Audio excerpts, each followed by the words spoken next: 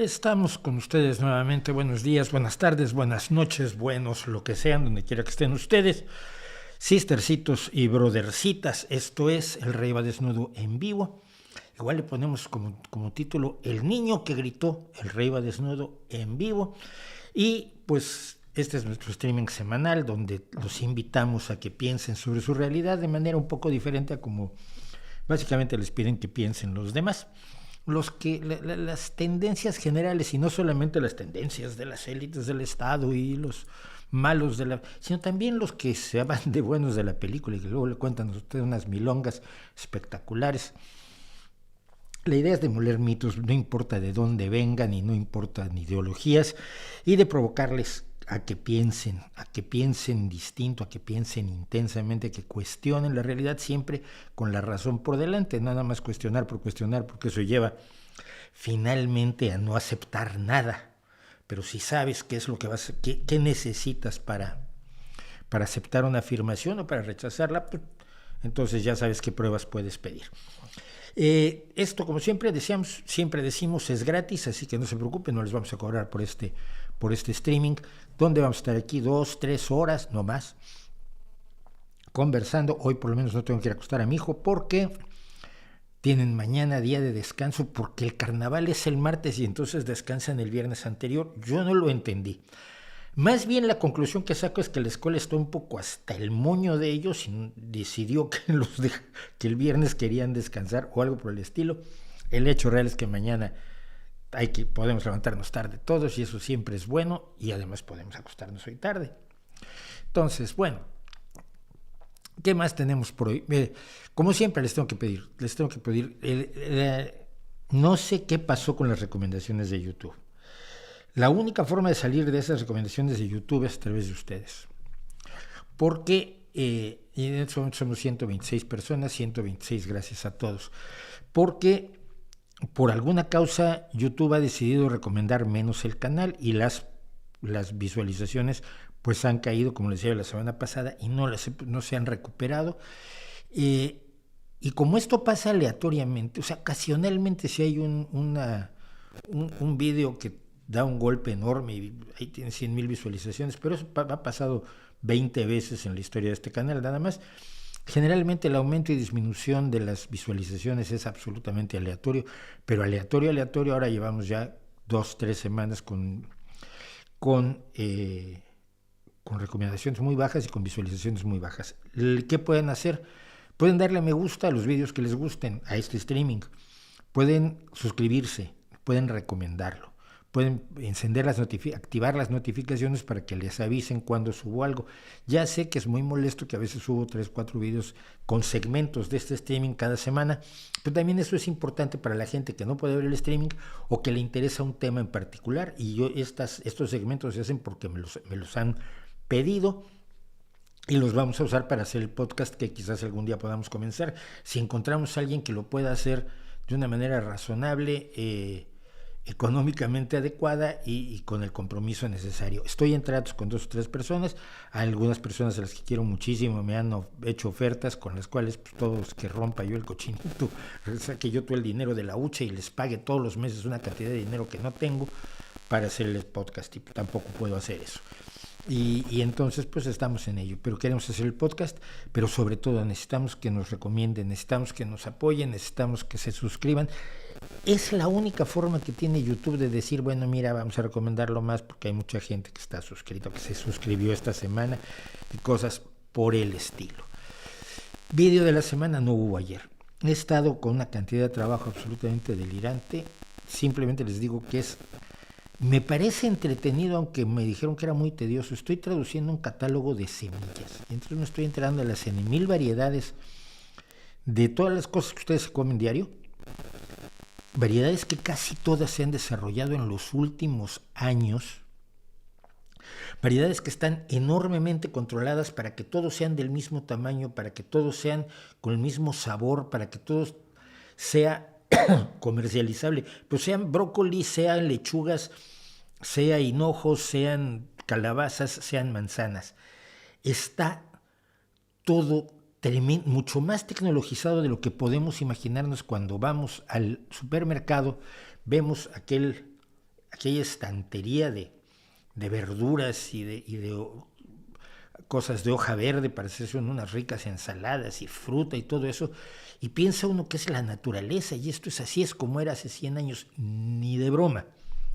Ni de broma, porque las exigencias mismas de la gente que compra hace que los cultivadores busquen ciertas variedades con ciertas características y que les puedan garantizar que todas las semillas les van a dar más o menos las mismas características, y no van a sembrar y en una planta van a tener pepinos de este tamaño, en otra van a tener pepinos de este tamaño, y en otra van a tener pepinos verde claro, y en otra van a tener unos más amargos, sino que todo eso se tiene que unificar, y todo eso se hace mediante cría y selección artificial, y sin ciencia, sin ciencia agronómica, no se puede hacer eso.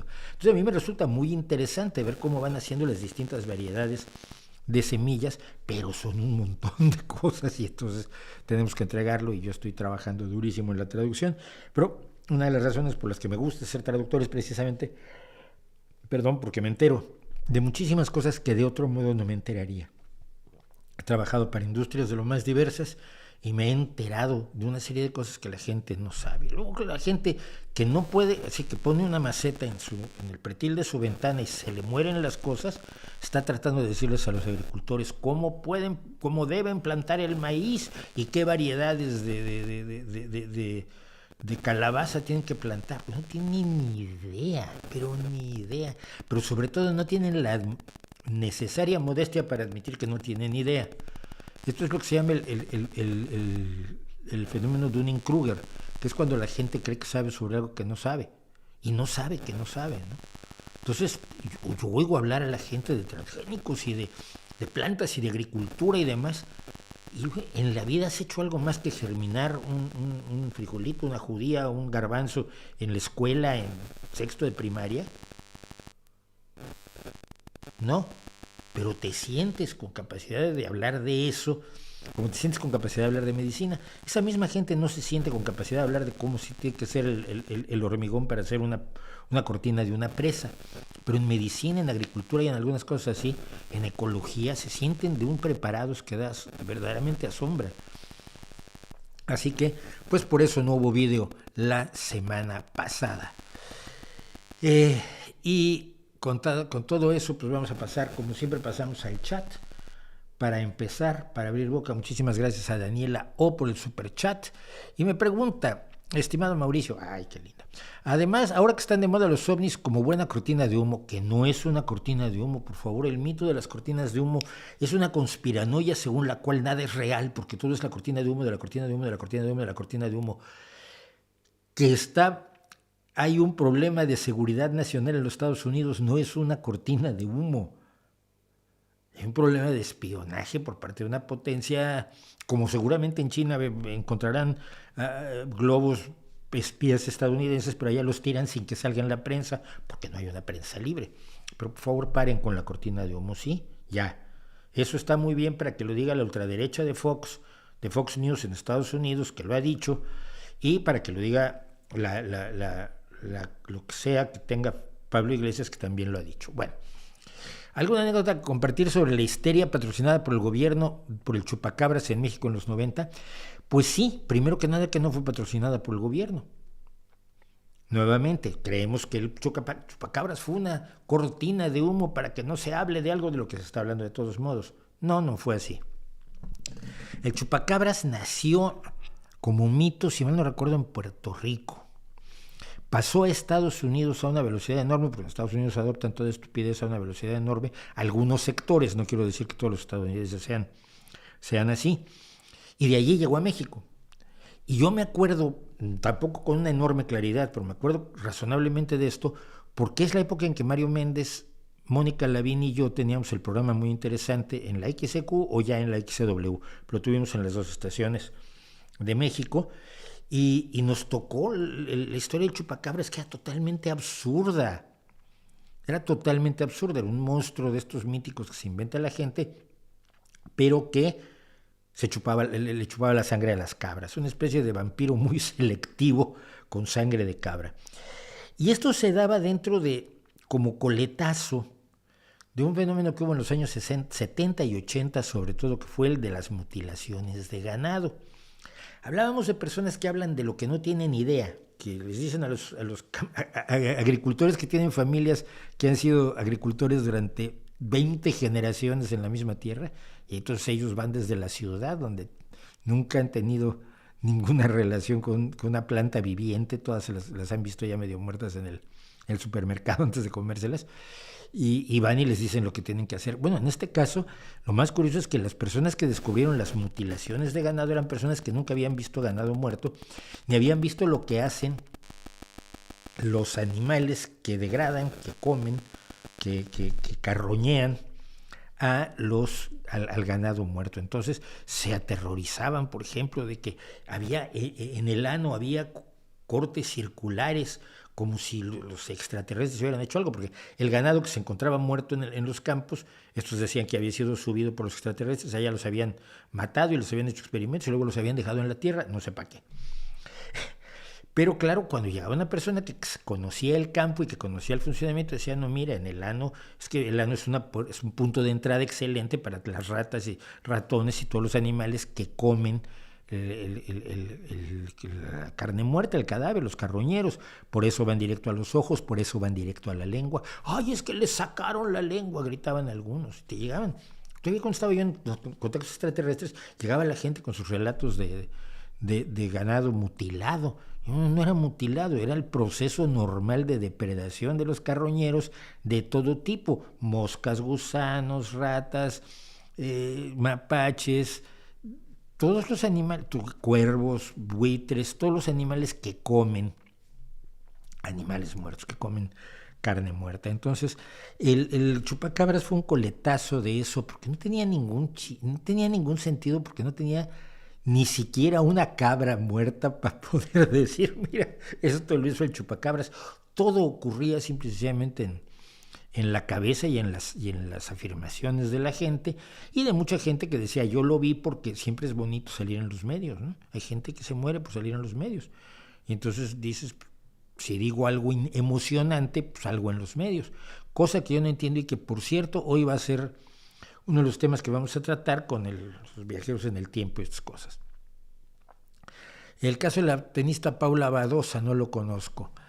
Dice Despacho Contable, gracias a ti pude conocer y leer Dolores Claiborne, Soy Leyenda y Nosotros. Una cuarta novela de ese calibre que puedas recomendar. A mí una de las novelas que más me ha gustado en toda la vida es Time Enough for Love, que creo que está traducida como Tiempo para Amar, de Robert Heinlein.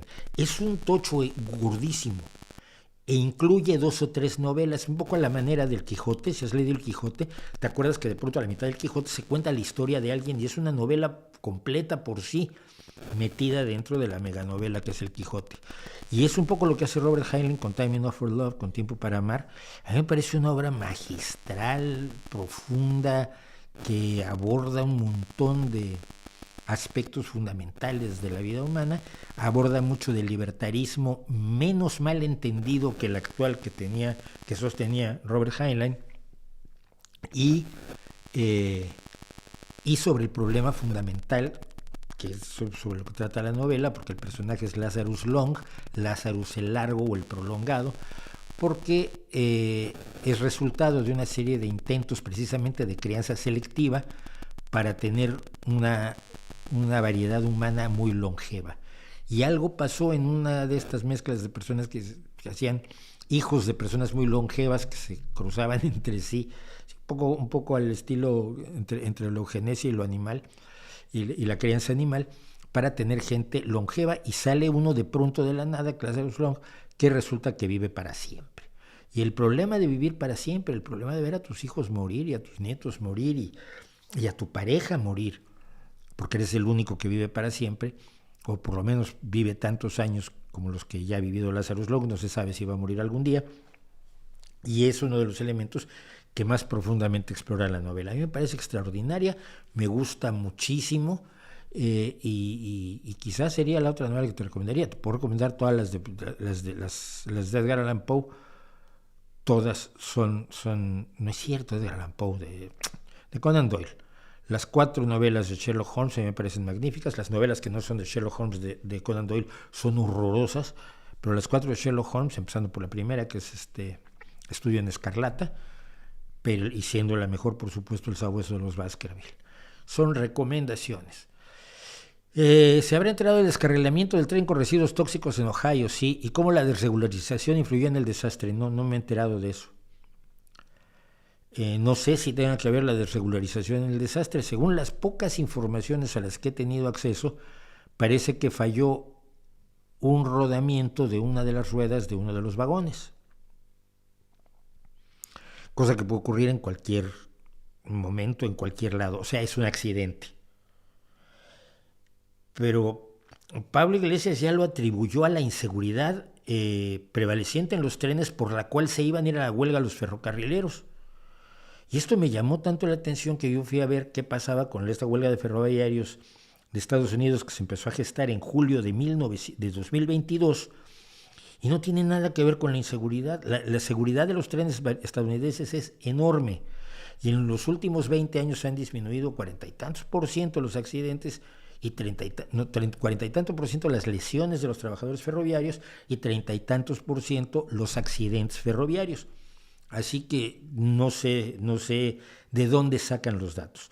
Lo que sí sé, porque estuve leyendo lo que decían los sindicatos, es que lo que querían primero que nada era mejoras salariales. Decían, se han reducido los precios, se han aumentado los precios, se ha reducido la plantilla, nos hacen unas exigencias enormes de estar disponibles 24 horas al día, 7 días a la semana, los dueños de las empresas ferroviarias, que son privadas en Estados Unidos, y no nos da ni siquiera tiempo para si enfermamos, que nos tengamos días pagados, que nos sigan pagando mientras estamos enfermos, que en otros lugares del mundo es lo más normal, pero en Estados Unidos lo tienes que negociar con cada patrón.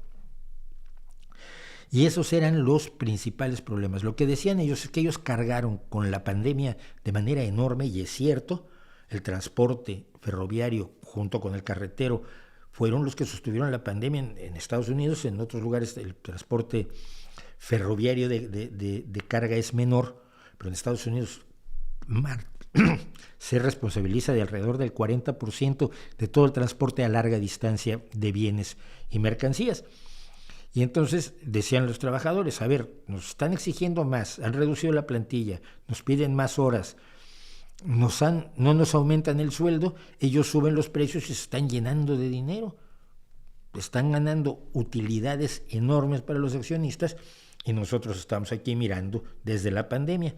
Esas fueron las razones de la huelga que se empezó a convocar en junio, que en septiembre fue negociada por el presidente Biden, por un grupo una comisión que nombró el propio Biden para que interviniera, para que mediara entre los dueños y los sindicatos, y en septiembre se logró, una solución, un acuerdo con el que estaban bien 8 de los 12 sindicatos, y los otros 4 no, porque querían que el convenio que había mediado la Casa Blanca incluyera lo que es el tiempo de enfermedad pagado. Si tú te vas a tu casa enfermo 4 días, que no te quiten el sueldo esos 4 días. Pero eso no lo aceptaron de alguna manera las empresas, y entonces 4 sindicatos por eso no querían firmar, pero en diciembre se expidió una ley que obligaba a aceptar el acuerdo y por lo tanto hacía ilegal la huelga en estas condiciones y en este momento. Todo eso es cierto. Y ya, ¿cómo fue? Una cosa de lo más divertida. Sí, fue Pablo Iglesias quien dijo que se debía que la huelga era por la enorme inseguridad de los trenes. No, estuve viendo las cifras, no hay inseguridad en los trenes. Pero si no es culpa de la desregularización, pues no es una historia de horror del libre mercado. Lo que ha pasado, y me llama muchísimo la atención, es que gente como Pablo Iglesias, que representa una visión de izquierda extrema, izquierda revolucionaria, y la ultraderecha estadounidense que representa a Tucker Carlson en Fox News, son los que están diciendo que el desastre es gigantesco y que va a morir gente por millones y que es peor que Chernóbil. Alguien me mandó un tuit ayer, que esto es peor que Chernóbil. Hombre, no, pero vamos, que hay un desastre y que no se conoce, no hay suficientes datos y no hay suficiente claridad en este momento, porque se está combatiendo tanto el incendio como se están valorando los efectos de los derrames, pero pero no es momento de sacar conclusiones ni es momento de dar datos. A mí me llamó mucho la atención también en el caso de la base de Pablo Iglesias que hablaran de 100 vagones que habían tenido el vertido químico y habían estallado. No, de los 100 vagones fueron 12 o 13 los que se incendiaron y 32 los que tuvieron un derrame químico, es decir, 32 incluidos esos 12, que tuvieron un derrame químico de cloruro de polivinilo y de algunas otras cuestiones, que son graves, es muy peligroso, pero no sabemos lo que está pasando en realidad y hasta que no haya datos, pues que la gente espera que si en el oriente de Ohio se descarrila un tren, al día siguiente puedas decir exactamente cuántos litros cayeron y de qué temperatura es el incendio. No, los grupos de rescate tienen que ir hasta allá y tienen que manejar el desastre antes de poder analizar sus causas y su desarrollo. Esto es un poco querer información que no se puede tener y entonces acusar a todo el mundo, a quien se te antoje a ti. Algunos republicanos han acusado a la agencia medioambiental porque la lleva Buttigieg, que es gay, entonces como él es gay, pues le preocupa más lo gay que cuidar el medio ambiente. Pues la derecha nunca le había preocupado el medio ambiente hasta ahora. Otros le han echado la culpa a las cuestiones de raza, a las cuestiones raciales, porque el ministro de Transporte, el secretario de Transporte de los Estados Unidos es negro y ha dicho que quiere acabar con el racismo en el transporte, y entonces a él lo que le interesa es el racismo y no el transporte. Cosas que dicen los republicanos sacando conclusiones de donde sin datos no se deben sacar y por lo tanto yo me niego a sacarlos. ¿Qué opino del grupo musical argentino Rata Blanca? No me acuerdo de ellos, o sea que hace rato no hay galería nocturna, hoy hay una galería preciosa. Me encontré un pintor barroco del que no sabía yo absolutamente nada y hoy vamos a ver 15 obras de él. La persistencia de la memoria como el episodio de Cosmos y como el título del libro del cuadro de Dalí, porque el primer cuadro de los relojes derretidos de Dalí se llama precisamente La persistencia de la memoria. ¿Qué se puede hacer como individuo para fomentar el pensamiento crítico, por ejemplo, entre mis familiares y amigos? Participar con datos, información y una visión crítica en los debates que se arman y en las conversaciones que se arman entre amigos, sin llegar a ser un pesado, ¿no? Pero el otro día veía yo esto te lo explica muy bien. ¿Cuál es el riesgo? Una entrevista maravillosa de un sujeto que se llamó Dick Cavett, que fue fundamental en la televisión estadounidense de los años 70. Estaba entrevistando a Rod Serling, el creador de La Dimensión Desconocida, uno de los mejores guionistas de la historia de la televisión, y Arthur C. Clarke, el escritor de ciencia ficción, autor de 2001 Odisea del Espacio, de Cita con Rama, de algunas de las grandes novelas de la ciencia ficción. Y entonces decía que Dick Cavett decía que había visto un cuento en el que las ondas de televisión de Estados Unidos habían rebotado no sé dónde en el universo y habían regresado y las estaban viendo en la televisión alemana dentro de 300 años. Y Arthur C. Clarke hizo así, dijo, no, imposible.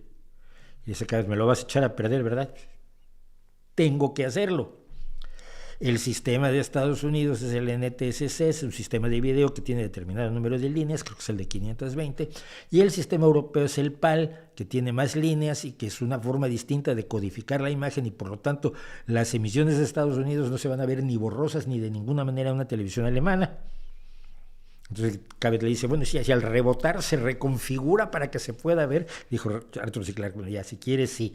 Pero claro, quedó como el pesado Arthur C. Clarke por estar diciendo que es que lo que estás planteando es ridículo, porque yo tengo los datos y tú solo tienes la imaginación.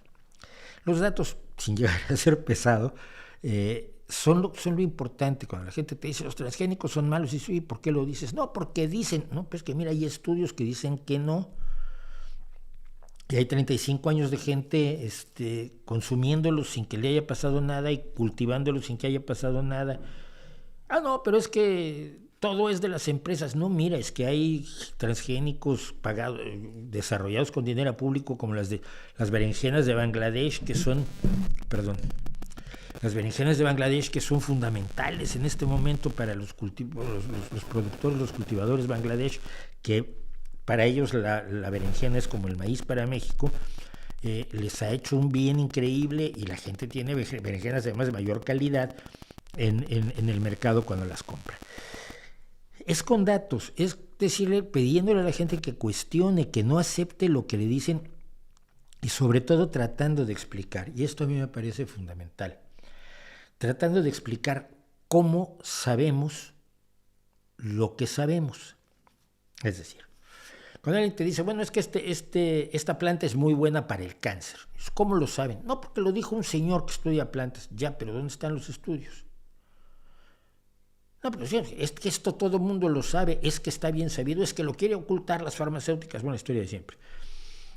La gente no suele estar consciente de que cuando aprobamos un medicamento, quiero decir, los seres humanos, las organizaciones dedicadas a garantizar la seguridad del medicamento, sea la COFEPRIS en México, sea la EMA en Europa, sea el FDA en Estados Unidos, lo que hace es analizar las pruebas, que existan una serie de pruebas de su eficacia y de su seguridad.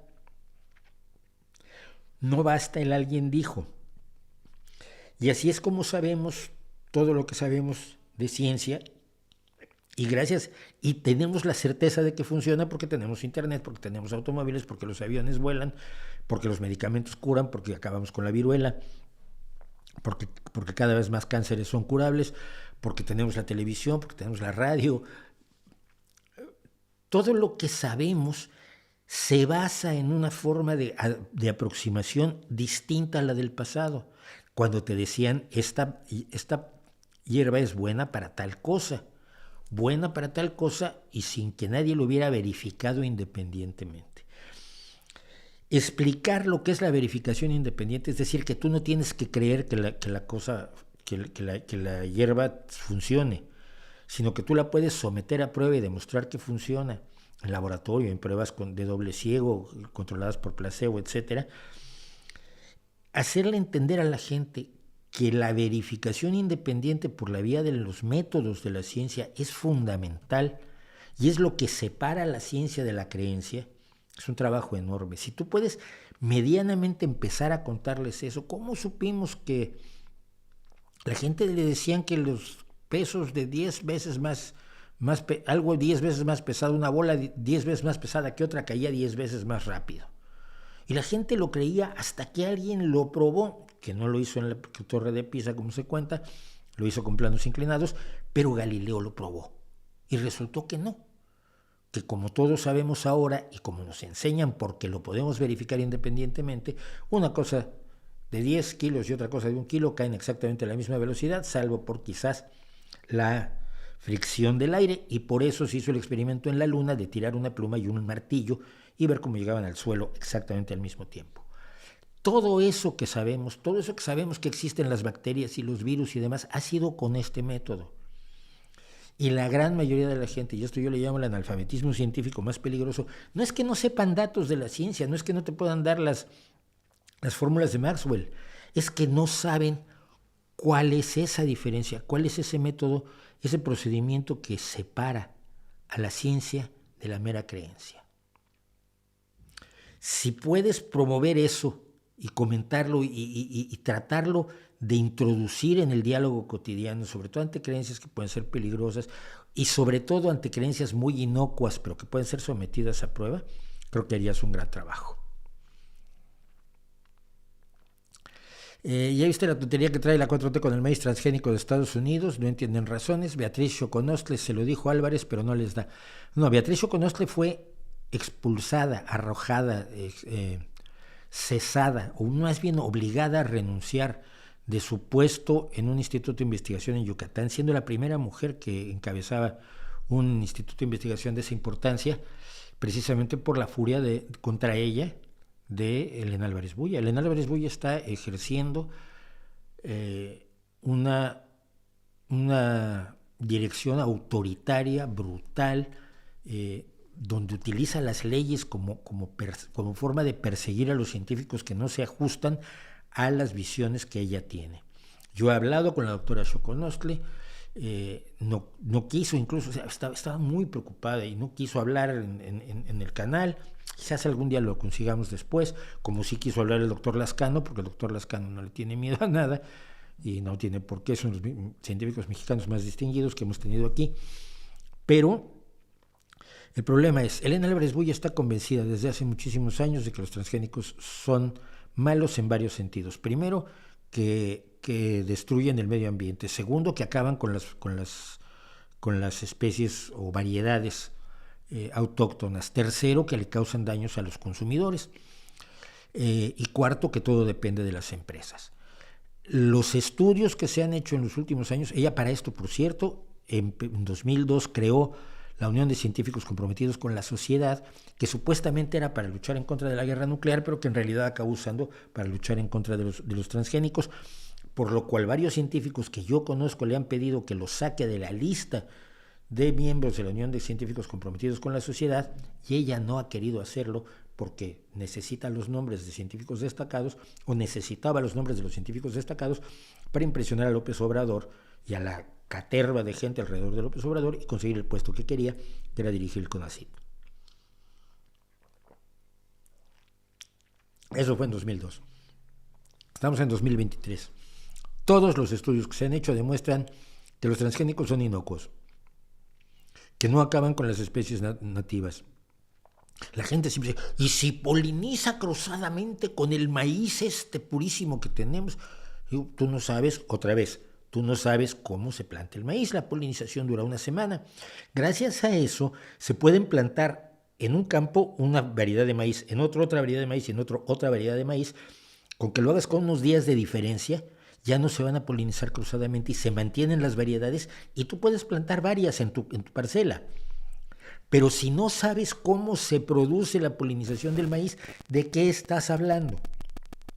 Se ha demostrado que ninguna especie, ninguna variedad autóctona ha sido eliminada por la existencia de los transgénicos, que no causan ningún daño porque son biológicamente idénticos a los si un arroz dorado tiene un gen de naranja, no sé si no es el caso, pero por lo pronto, entonces como si comieras arroz con naranja, no quiere decir que aquello se vuelva una especie de bomba atómica que te estalla dentro de la cabeza o del estómago. Nadie ha resultado ni enfermo ni dañado de ninguna manera por comer transgénicos en 30 años. Ningún desastre ecológico ha ocurrido en 30 años en todos los lugares donde se plantan las distintas variedades de cultivos transgénicos. Y no son de empresas, porque hay muchos cultivos transgénicos que se pagan con dinero público, que se desarrollan con dinero público por el bien del medio ambiente, porque usan menos pesticidas, por el bien de los agricultores, que sufren menos, tienen menos gastos y son por lo tanto más productivos y ganan más dinero, y a lo mejor hasta podrían dejar de ser pobres un día. Y un bien del público que tiene un producto de mayor calidad, que tiene ciertos beneficios alimenticios en algunos casos, como es el del arroz dorado, que tiene beta-caroteno o provitamina A, que ayudará finalmente, 23 años después de luchar contra Greenpeace, ayudará a que los niños en el Asia Oriental puedan tener una dosis suficientemente alta de provitamina A para no sufrir 500,000 casos de ceguera todos los años, que es para lo que se hizo el arroz originalmente en el año 2000. Y han sido 23 años de luchar contra Greenpeace para que se pueda distribuir en el Asia Oriental.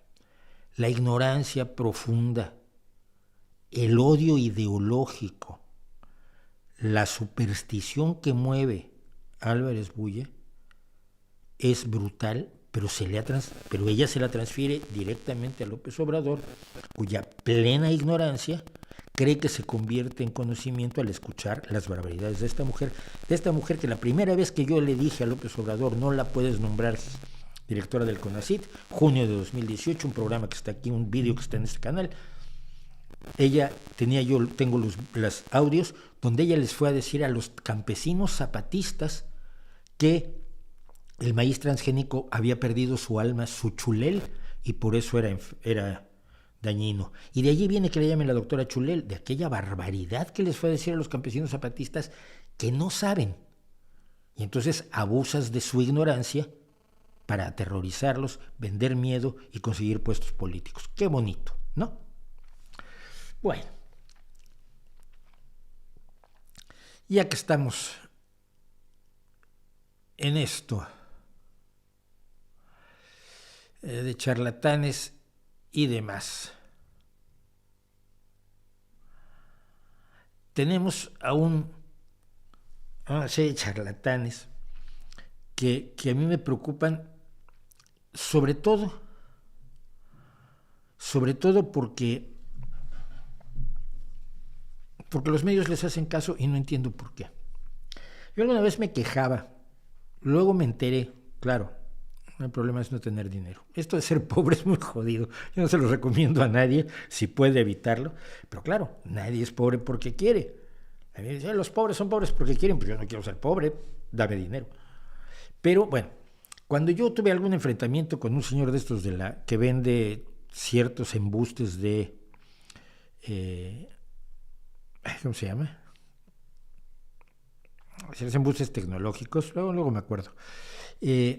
Me parecía muy raro que cuando yo he estado al frente con organizaciones como la Sociedad Mexicana para la Investigación Escéptica o el Círculo Escéptico aquí en España, o una asociación de divulgadores científicos, cuando le mandas cosas al periódico, los periódicos los tiran a la basura. Si las mandas por electrónico, le dan a delete, ¿no? Borrar y ya. Y sin embargo, los tipos que venden charlatanería siempre tienen espacio en los medios, como era ese caso. Yo me acuerdo, me enteré de esto porque me buscó Televisión Española. Pero me parecía muy raro hasta que lo descubrí con los años que el señor había gastado un dineral en una empresa de mercadotecnia, que se encargó la empresa de mercadotecnia de colocar las piezas informativas en la televisión, en los periódicos, en la radio, todo ello cascando pasta. Bueno, entonces yo puedo decir que el viaje en el tiempo es imposible porque según todo lo que nos dice la física, lo que se sabe de física es que la flecha del tiempo avanza en una sola dirección. Es decir, sí se puede viajar en el tiempo, se puede viajar al futuro. Todo el tiempo lo estamos haciendo, viajamos al futuro a una maravillosa velocidad de 1 segundo por segundo. Todos juntos estamos avanzando en el tiempo. Pero no se puede retroceder y tampoco se puede ir más rápido, aunque a veces sienta uno que va más lento o más rápido que los que están a su alrededor. Si yo digo eso, no me lo publican en ningún periódico, ni se interesa la televisión de ninguna, ni la privada ni la pública. Pero si un personaje absolutamente delirante, anónimo además, que se hace llamar Eno Alaric, que es un nombre más falso que un dólar con la cara de Popeye, viene a decirnos que el mundo se va a acabar, pero no se va a acabar porque él viene del 2671. Entonces, a fin de este año se acaba el mundo, pero en 23 de marzo de 2023 vienen los extraterrestres y se llevan a 8,000 personas que serán llevadas a otro planeta habitable. Que esto es el mismo mito de las 12 tribus de Israel, 12,000 de cada una de las 12 tribus de Israel serán salvados, y todos los demás irán al infierno, cosa que a la gente se le olvida cuando lee la Biblia, porque se le olvida que solo van a ser 144,000 los salvados, y todos los demás, 8,000 millones de seres humanos, estamos condenados al infierno, según la Biblia. Pues se les olvida. Bueno, entonces ya no son 144,000, sino son solo 8,000. Esto ocurrirá el 23 de marzo de 2023. Bueno, también el 6 de febrero unos chicos iban a encontrar una cosa así hipertecnológica en una excavación y no la encontraron. El 6 de febrero iban a descubrir unas ruinas antiguas, 4 adolescentes. Ustedes saben que se hayan descubierto ruinas antiguas en los últimos 11 días, pues yo tampoco. Y bueno, dice lo que se le dé la gana el tipo, porque los medios lo sacan y yo alucino. Son tonterías de TikTok y lo publican medios medianamente serios como el ABC. Y no es el único. Tenemos a otros dos, Javier y María, que son españoles y que aseguran que viven en el 2027 y comparten las fotos de la Tierra sin humanos. Y están contando que están publicando en Instagram, pero desde el 2027. O sea que dentro de 4 años se acaba el mundo. ¿Cómo es posible que los medios les den espacio a estas personas? Obviamente la explicación en realidad no es tan complicada, pero nos dice mucho de nosotros. ¿Qué es lo que pasa? La gente esto lo va a leer, la gente lo va a comentar. La gente va a dar lata por todos lados con esto. Por lo tanto, va a haber más clics y por lo tanto va a haber más justificación para cobrar la publicidad que cobran los medios. La publicidad que yo recorto cuando hago estos recortes, ¿no? Esto, no sé quiénes son, pero este es un medio argentino, porque dice suscríbete, en vez de suscríbete. Sí, suscríbete por 95 pesos. Entonces esto es argentino. Y el anterior es el ABC de España, que lo ilustra además con una nave espacial, que si mal no recuerdo es de 4 de julio, de alguna de estas películas de invasiones. ¿Por qué que alguien diga algo en TikTok se convierte en esto? Mi problema es que ataca directamente la ética periodística. Es decir, tú no puedes darle pie a esto a menos que junto tengas a Neil deGrasse Tyson o a cualquier científico serio, cualquier divulgador serio, explicándote por qué esto es falso y por qué no se puede confiar en las predicciones de un anónimo de TikTok cuando todas las predicciones que han hecho los supuestos profetas de la historia, todas han fallado. ¿O no? Han acertado en igual que la probabilidad. Si yo hago 20 predicciones más o menos razonables, pues algunas van a ser ciertas, se van a hacer realidad. Pues no es que yo haya predicho, es que no soy tonto. Pero me alarma muchísimo, me alarma de verdad muchísimo que el tal Eno Alarix puede estar haciéndose famoso en TikTok por decir estas barbaridades y que los medios lo saquen. Y por todos lados se encuentra uno esto. Es muy, muy alarmante. Y ya que estamos en eso, pues vamos con otra cosa de la que hay poca información, pero que son los globos ovnis, que la ultraderecha y la izquierda de Pablo Iglesias nos dice que son cortinas de humo para que no se hable del tren de Ohio. El tren de Ohio fue el 3 de febrero y esto fue fue después. Pero bueno, el chiste es que primero que nada se identificó un globo chino que no parecía un globo meteorológico, que al parecer tenía equipo para no solo detectar sino transmitir información, con lo cual ya no es precisamente de lo más inocente del mundo. Fue derribado, y luego se han derribado otros 3 objetos que pueden ser, y muy probablemente son sobre todo, globos de distinto tipo. Explicación: se lanzan miles de globos a la atmósfera todos los días, sobre todo globos meteorológicos. Globos meteorológicos que son llevados por las corrientes de aire de la estratosfera, generalmente para cruzar Estados Unidos, por ejemplo, porque por allí pasa la corriente de chorro, que es gracias a la cual es más rápido ir de Madrid a Nueva York que ir de Nueva York a Madrid, porque de Madrid a Nueva York va uno con la corriente de chorro y de regreso va uno en contra. Pues tarda 1 hora más o menos 1 hora más.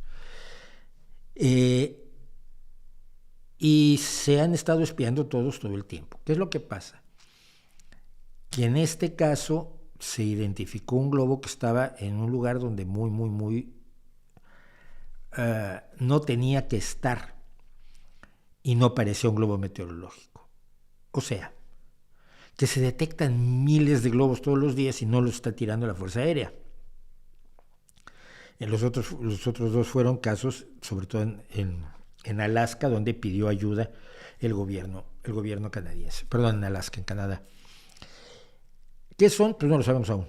Y si no lo sabemos, lo que tenemos que hacer es decir, no lo sabemos, y esperar a tener los datos necesarios. Afortunadamente, tenemos a los tontos que ya saben lo que son y nos lo están vendiendo y nos están tratando de convencer de que ellos saben qué son por supuesto los extraterrestres que vienen. Fíjate, Claudio Mucay me pregunta también: ¿crees que los globos espías chinos son lanzados por pedido de Putin o ya llevan tiempo como programa y recién los vemos? No, llevan tiempo como programa y no recién los vemos. Recién se han convertido en un problema. o recientemente se han convertido en un problema, para decirlo correctamente, y no en el recién es muy argentino, ¿no? Recién sabemos, recientemente sabemos, apenas sabemos. Bueno, el punto es que esto que pueden ustedes ver aquí en esta fotografía que voy a describir, por si esto lo logramos convertir en podcast. Esto es una central de vigilancia del cielo estadounidense. Aquí podemos ver 4 grandes pantallas y 5 pantallas pequeñas, con un montón de señores que están en sus ordenadores, computadoras centrales informáticas, analizando cada objeto que hay en el espacio aéreo estadounidense. Esto existe desde que comenzó la Guerra Fría. Una de las principales cosas que tiene que hacer cualquier país que está en un enfrentamiento de carácter nuclear es identificar si lo están atacando, porque verá, si lo están atacando tiene que responder. Es el riesgo que tenemos desde que empezó la Guerra Fría. Es decir, Estados Unidos vigila su espacio aéreo y el espacio aéreo cercano, digamos hasta medio Atlántico y medio Pacífico, sobre todo medio Pacífico, porque de aquel lado está Rusia, estaba la Unión Soviética, para detectar un posible ataque con misiles nucleares por parte del enemigo y tener tiempo de responder.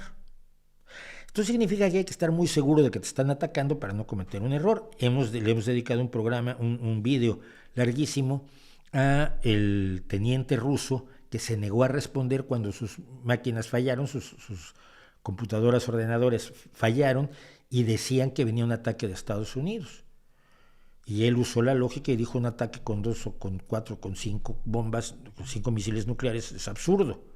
O sea, el día que te ataquen te van a atacar con absolutamente todo para borrarte el mapa. Y entonces se negó a responder, y ese hombre probablemente te salvó la vida a ti, me salvó la vida a mí. Bueno, este sistema está al tanto de todo lo que pasa en el territorio aéreo, en el espacio aéreo estadounidense. Muy importante, los otros 3 objetos que fueron derribados estaban a una altura muy inferior, y pudiendo ser globos, el problema es que a esa altura sí pasan aviones. Por donde iba el globo chino, no. Es muy rara la atmósfera, por ahí no pasan aviones, pero a 40,000 pies sí. ¿A 40,000 pies? Sí, creo que están a 40,000 pies los otros 3 objetos que fueron derribados. Todo está siendo observado constantemente por Rusia, por Estados Unidos, por Gran Bretaña, por Francia, por todos los países que tienen potencial nuclear y pueden estar involucrados en una guerra de carácter nuclear. Esto siempre ha existido. Y sin embargo, la gente te decía que entraban ovnis, pero por montones Estados Unidos. Cada tonto del pueblo había visto 3. Y a nadie se le ocurría decir: oye, pero es que la NORAD, que es la defensa aérea del hemisferio norte, ¿no se dio cuenta? ¿Se desmaterializan los ovnis o cómo hacen? ¿O chocan y tienen accidentes, se llevan al tonto del pueblo y mutilan ganado? Y todo eso dicho por gente que no sabía cómo funcionaba este sistema. Bueno, pues les voy a contar, para terminar esta primera parte, la historia que nosotros tuvimos que... Bueno, yo tuve que ver tangencialmente con ella porque he tenido en mis manos un trozo del ovni de Puebla. Fue esto... aquí tenía yo el dato. Sí, en 1977 se vio un meteoro que cruzaba desde la costa del Pacífico mexicana hacia el interior de México, hacia la Sierra de Puebla, la Sierra Norte de Puebla. Esto no fue algo que vio el tonto del pueblo nada más, lo vio un montón de gente, como pasa con los fenómenos aéreos reales. Lo vio un montón de gente, los que estaban filmando una película de 35 milímetros lograron grabar, y creo que esto es parte es uno de los fotogramas de esta película, logró filmar en 35 milímetros la entrada de este meteoro en la atmósfera terrestre, y el meteoro cayó en la Sierra Norte de Puebla. Por supuesto, si tú no sabes lo que son los meteoritos, si algo parece que está en el cielo y cae, pues es un platillo. Y esto fue lo que se creyó. Personas que yo conozco, entre ellos Héctor Chavarría, que fue muy amigo mío, Pablo Latapí y alguien más, no me acuerdo ahora, gente de Contactos Extraterrestres, fue a la Sierra Norte de Puebla a investigar el caso y consiguieron un trozo del objeto que había caído, porque había caído un trozo de un objeto, trozo metálico de un trozo metálico grande que tenía el alcalde del pueblo donde finalmente cayó esto, que afortunadamente no mató a nadie. Pues consiguieron cortarle un cacho y llevárselo a hacer unos análisis metalúrgicos que determinaron que no era nada tampoco del otro mundo, no era nada extraterrestre. Y cuando Héctor Chavarría tenía el trozo ahí metido en una caja de papel fotográfico Kodak, yo lo llegué a ver varias veces, lo llegué a tener, etcétera. Bueno, era un objeto real y de esto no había ninguna duda, pero puedes usar la hipótesis extraterrestre y dedicarte a hacer negocio. Yo me acuerdo, y lo he contado aquí, que ¿quién fue? Freixedo. Salvador Freixedo había dicho que había visto un trozo del ovni de Puebla que desprendía un brillo azul que le provocaba una gran serenidad. Es un trozo de acero, hombre. Pero, ¿qué es lo que pasa? Al paso del tiempo se desclasifican las cosas en los países donde hay una cierta democracia y una cierta prensa libre. Aunque sean imperfectas, son mejores que no tener ninguna democracia y ninguna prensa libre. Y esto es lo que cuenta Héctor Escobar. Cuando empezaron a desclasificarse las cosas años después, finales de 1990, enviaron una carta a NORAD diciendo, los investigadores mexicanos, explicando los pormenores del avistamiento, la hora, fecha, características del objeto y el análisis metalúrgico que se le había realizado a la muestra.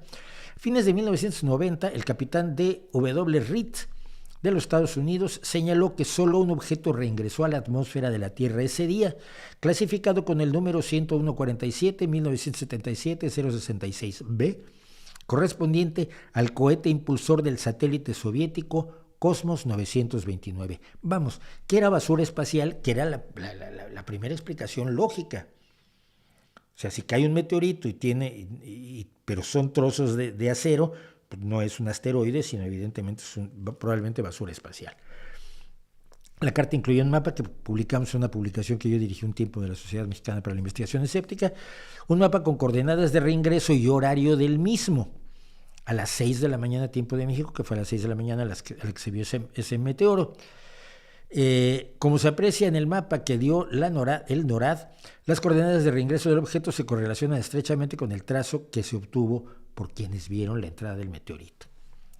Entonces, sin duda alguna, el famoso ovni de Puebla fue un trozo fue la tercera etapa del cohete Cosmos 929, que no debió haber caído en tierra, que fue un error de los soviéticos y que afortunadamente no mataron a nadie ni a ningún animal en la pobre Sierra Norte de Puebla, que suficientes problemas tiene. La explicación más sencilla va a ser la mejor hasta que no tengas más datos. Eso se llama la navaja de Occam. La navaja de Occam dice que no hay que acudir a entidades innecesarias para explicar cualquier fenómeno. Si tú dices dos automóviles, si tú dices un tren descarriló, dices, no, es que esto fue por una huelga que hubo porque había una enorme inseguridad debido a la desregulación que provocaba unas cosas horrorosas para que esto cayera, es una explicación.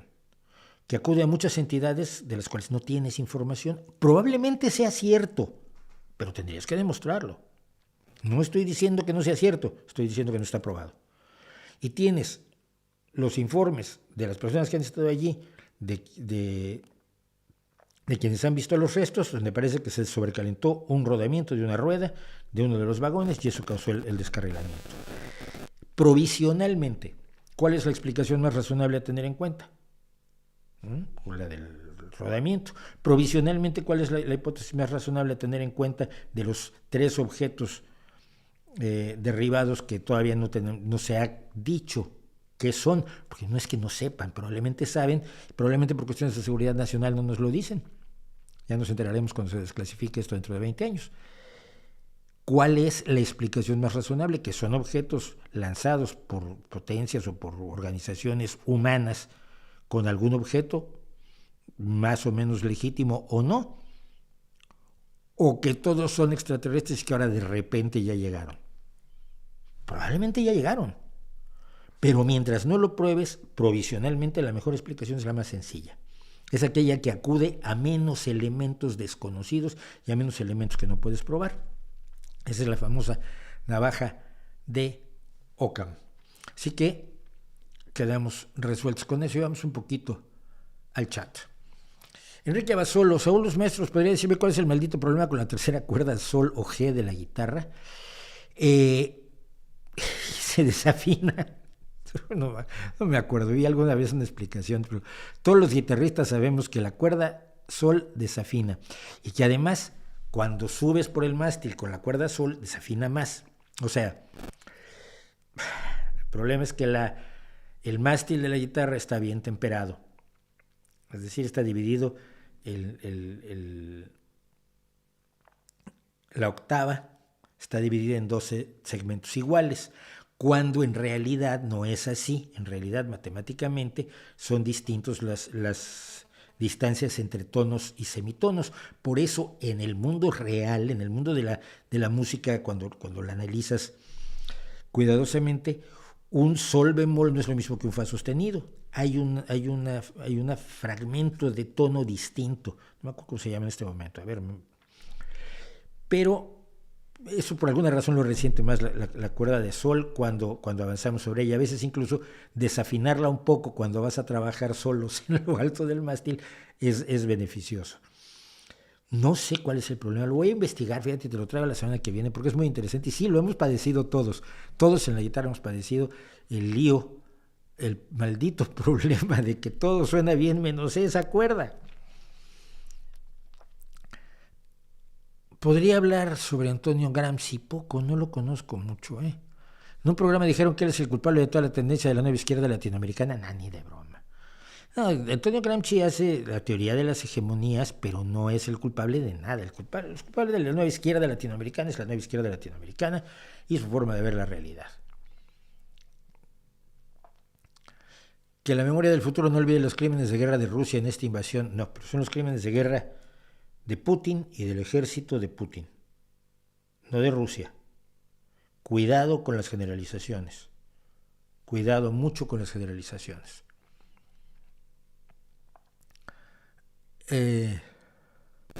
Gracias, saludos a Rodrigo Álvarez.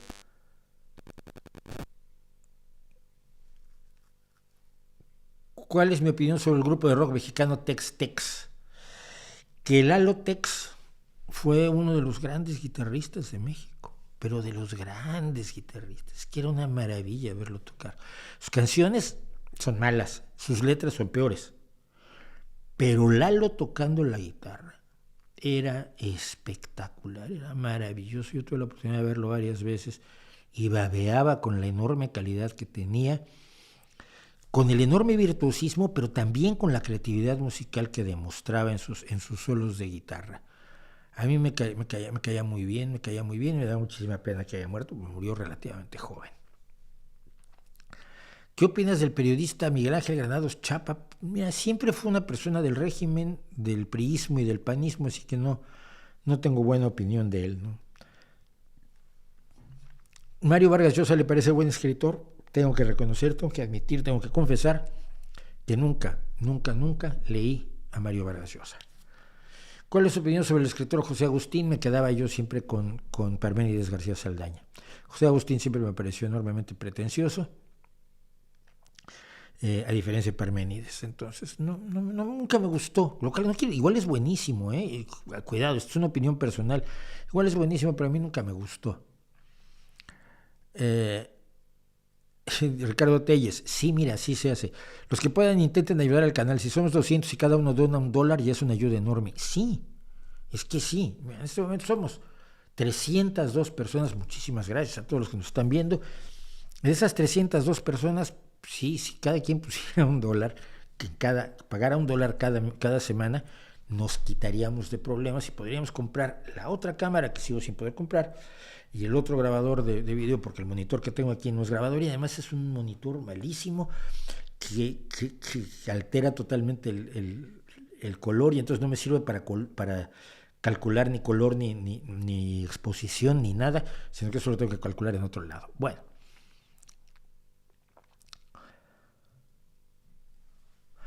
Podría escribir un libro probando que la civilización que vivimos es fruto de la Ilustración. Me tiene harto escuchar que nuestra civilización es judeocristiana. Un libro no sé. Alguien debería hacerlo, pero alguien que sepa mucha más historia que yo. Pero he hecho un par de vídeos al respecto. Creo que es clarísimo. Nuestra civilización, la civilización judeocristiana, consagra la monarquía, la superioridad del hombre sobre la mujer, el combate a la ciencia considerando que la verdad está escrita en la Biblia, el combate a toda afirmación que vaya en contra de las afirmaciones de la Biblia, la esclavitud, la injusticia, y todo eso es contra lo que vive nuestra civilización. Los avances de nuestra civilización han sido gracias a la ciencia y a una conciencia social creciente sobre la realidad de distintos grupos humanos que no tienen por qué ser victimizados por otros grupos humanos.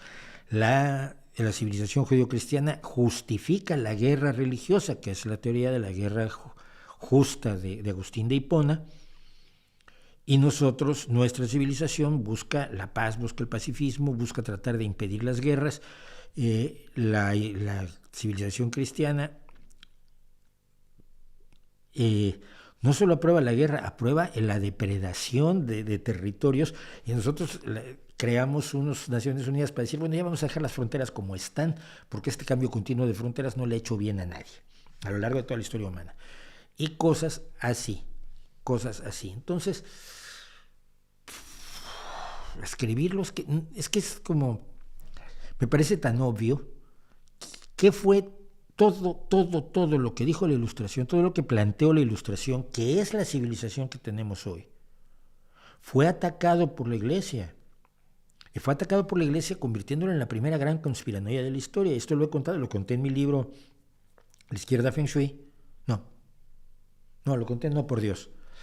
Cómo un sacerdote acusa que la Ilustración es eminentemente satánica y la hacen los Illuminati y los masones, porque la gente no quería ser libre, ni comer pan, ni democracia, ni cosas por el estilo. Todo esto fue un complot.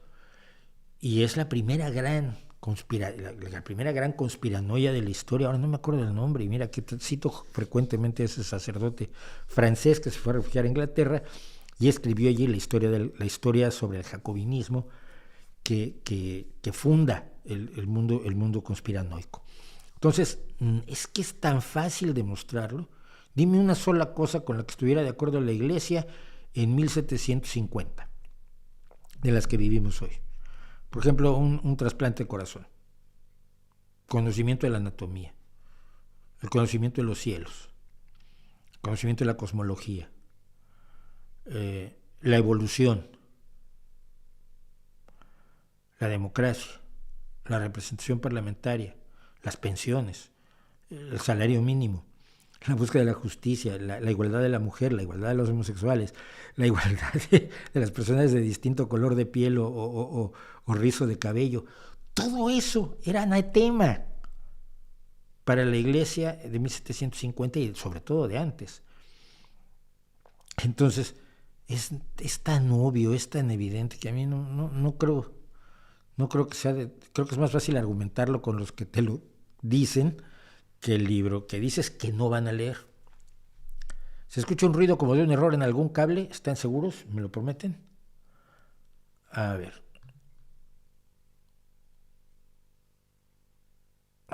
David Gilmour o Roger Waters. David Gilmour toda la vida.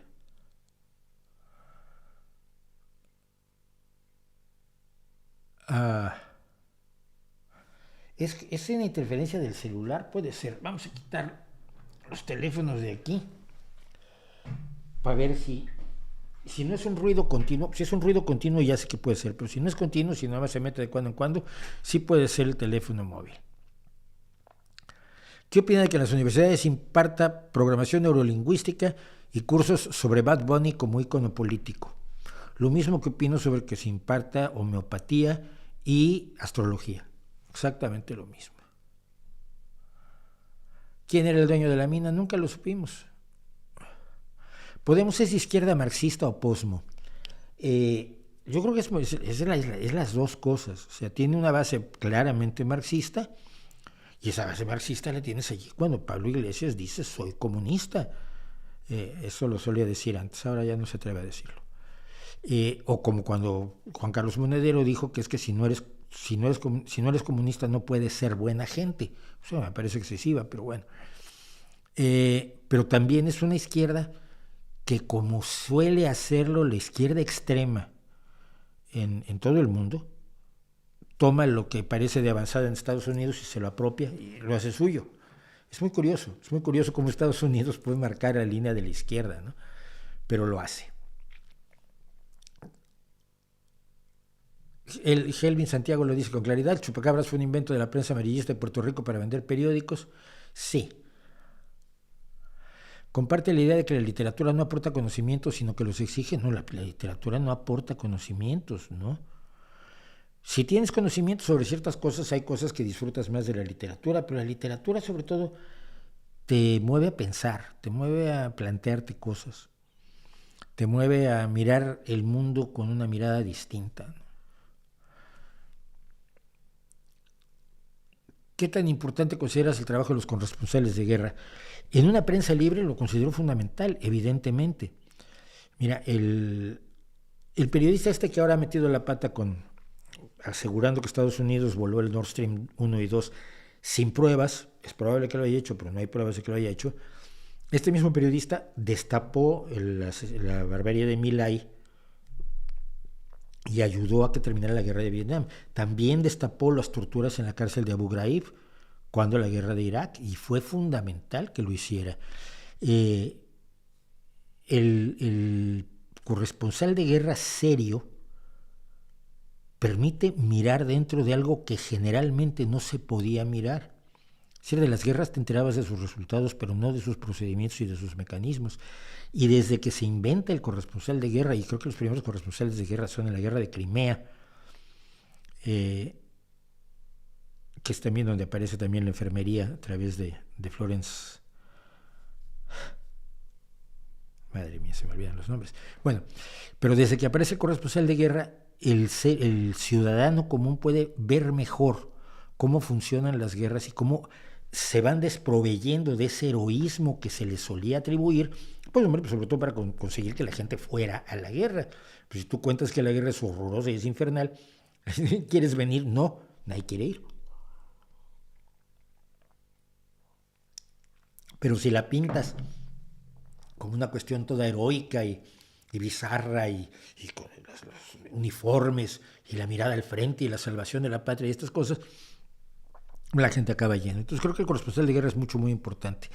Cuando la guerra en Nicaragua, ¿fue en Nicaragua? Creo que sí, o en El Salvador, me quise ir de corresponsal de guerra. Yo trabajaba en revista de revistas y el director del periódico buscaba la dirección de Excelsior, lanzó una idea de quién se quiere ir de corresponsal de guerra a Centroamérica, y yo me iba a apuntar y mi director era Enrique Lubet Jr., me puso de todos los colores. ¿Es más listo Rejón que Pablo Iglesias, o porque es visto con más simpatía por muchos socialdemócratas? Es más vivo, sí. El problema de Rejón es que él era el niño, el chavito, el chavalín que operaba las ideas de Pablo Iglesias. Entonces, tengo que contar esta historia otra vez. Pablo Iglesias tenía una organización que se llamaba La Promotora. Y La Promotora era una organización de profesores de izquierda en la Complutense, que convencieron a los alumnos a que crearan la organización Contrapoder, que era una organización de los jóvenes de izquierda, de oposición, pero que hacían lo que les decían Monedero y Pablo Iglesias y demás. En el vídeo, por ejemplo, del escrache a Rosa Díez, que es alguien a quien no quiero yo nada, pero nada en la vida, pero creo que tiene derecho a hablar. En el vídeo del escrache a Rosa Díez se ve claramente cómo el Rejón, que todavía era alumno, va y le pregunta a Pablo Iglesias qué hay que hacer, y Pablo Iglesias les dice y les ordena y los mueve y les indica, y luego se va hacia atrás hábilmente, y son los jóvenes los que impugnan a Rosa Díez, le impiden hablar, le hacen el escrache, todo el asunto. Con esa misma, cuando se fundó lanzó contra Poder, Errejón tuvo la gloriosa idea, con dos de sus compañeros o tres, de tomar la cafetería de la Complutense. Iban vestidos con monos blancos, sobre todo blancos, y tomaban eso para decir que iban a ser desobedientes de todo. Y Errejón luego se convierte en uno de los fundadores de Podemos. Yo no sé cuál sea la ideología de Errejón, porque él no lo dice. Yo no sé si sigue siendo un leninista, un marxista-leninista, socialdemócrata, liberal social, neoliberal, libertariano de ultraderecha. No dice nada. Errejón, que tanto escribió en favor del socialismo del siglo XXI, y ustedes en el sitio web de Academia pueden encontrar todos sus textos, yo me he leído varios, donde su tesis de licenciatura o de maestría, no me acuerdo cuál es precisamente cómo el movimiento del socialismo se hace con el poder en Bolivia, con Evo Morales. Entonces, yo no veo a nadie que haya sido tan feliz con el socialismo del siglo XXI aplicado en América Latina. No lo veo como socialdemócrata. A lo mejor se convirtió, pero no lo creo. Yo creo que, y esto es lo que más me preocupa, no lo puedo asegurar, pero la impresión que me da es que más que nada ha abandonado la ideología en favor de algunas cuantas ideas así que son guay para poder estar en el poder, alcanzar el poder y sobre todo vivir sin trabajar. Probablemente estoy equivocado. Carlos, si hubiera visto que repetías la misma pregunta 3 veces, te lo hubiera borrado y no te hubiera contestado.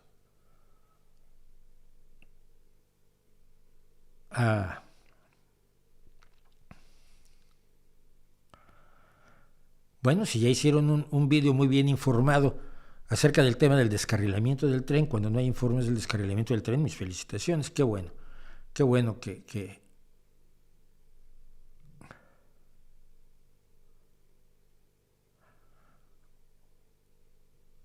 mi opinión acerca que Ricardo Garibay no tenía mucha tampoco, no tuve mucha relación con él.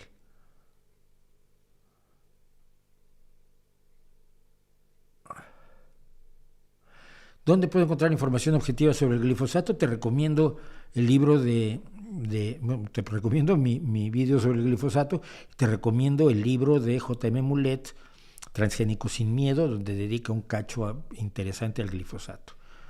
Pero el glifosato es un veneno que se usa para matar mala hierba. Es un veneno, por lo tanto se tiene que trabajar con él con todo el cuidado con el que se trabaja con todas las sustancias venenosas con las que trabaja todos los días, toda la industria y toda la agricultura. Todos trabajan con sustancias potencialmente tóxicas. Si las manejas bien, no hay ningún problema. Si las manejas mal, pues tienes problemas. Si las manejas mal, no es culpa de la sustancia, porque para eso existen las hojas de datos de seguridad de los materiales, que tienes que leer cada vez que vas a utilizar un material desconocido, y están las recomendaciones del fabricante para que tengas la seguridad necesaria, y está la obligación de los patrones de que tengas las medidas de seguridad necesarias cuando trabajas con materiales tóxicos.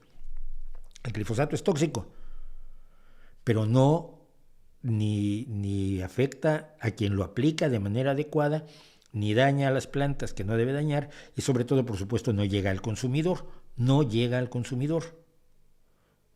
Una de las ventajas del glifosato es que se degrada en poco tiempo después de su aplicación, tiene su efecto herbicida y se degrada y no tiene efectos posteriores, a diferencia de otros pesticidas con los que los quieren sustituir, que son mucho más peligrosos. Pero ninguno es el tipo de cosa que te puedas tomar un vaso de ello, no como de ningún otro producto tóxico.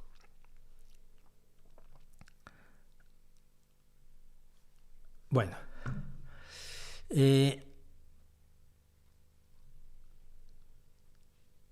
hablando de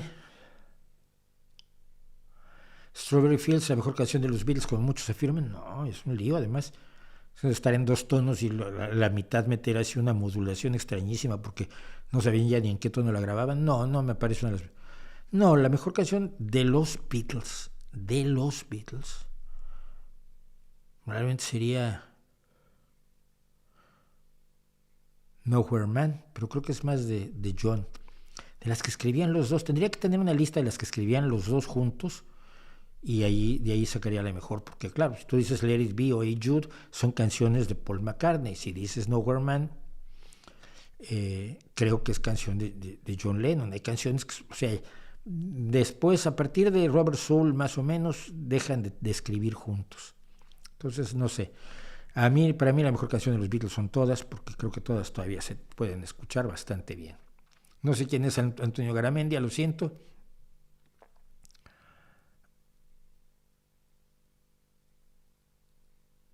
Uno de los peores desastres ambientales de la historia, Enrique Viñas, ¿de dónde sacas que es uno de los peores desastres ambientales de la historia? ¿Tú sabes lo que hubo en el Prestige, aquí en la costa de aquí, del Cantábrico, de Galicia y de Asturias?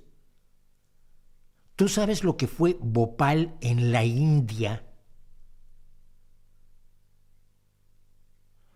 No puedes, desde la absoluta ignorancia de no buscar en Wikipedia los peores desastres ambientales de la historia, no puedes calificar lo que ha ocurrido en Ohio como uno de los peores desastres ambientales de la historia.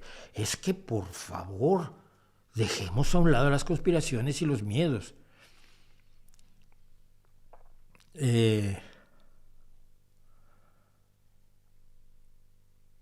Vamos a ver algo que a mí me pareció divertido y al mismo tiempo revelador. Los talibanes están muy tristes, miserables asesinos, fanáticos enloquecidos. Los talibanes están muy tristes porque extrañan los días de la yihad. Verá usted, después de 2 años de que se abandonó a Afganistán y a las mujeres afganas a su suerte en un acto que a mí me sigue pareciendo terrible, aunque no veo cómo se podía haber evitado. Creo que se debía haber evitado, porque lo que se avanzó en la capital, por lo menos, porque los avances que se lograron en la capital no se derramaron hacia el resto de Afganistán, se perdieron. De hecho, se han tenido que sacar a mujeres, sobre todo abogadas y fiscales de Afganistán, porque están en peligro de muerte, y hace 1000 días que hace 600 días más o menos que se le ha prohibido a las niñas ir a las escuelas, ir a las universidades. Se ha regresado a una situación absolutamente inaceptable con los talibán. Hace 2 años pues se dejó a un montón de personas inocentes en manos de estos salvajes. Y ahora estos salvajes se están aburriendo porque no les gusta administrar. Huzaifa, esto es de esta entrevista, de este reportaje que hizo el sitio Vice. Traduzco: Huzaifa, un antiguo francotirador, dijo que la vida era sencilla y libre durante la yihad.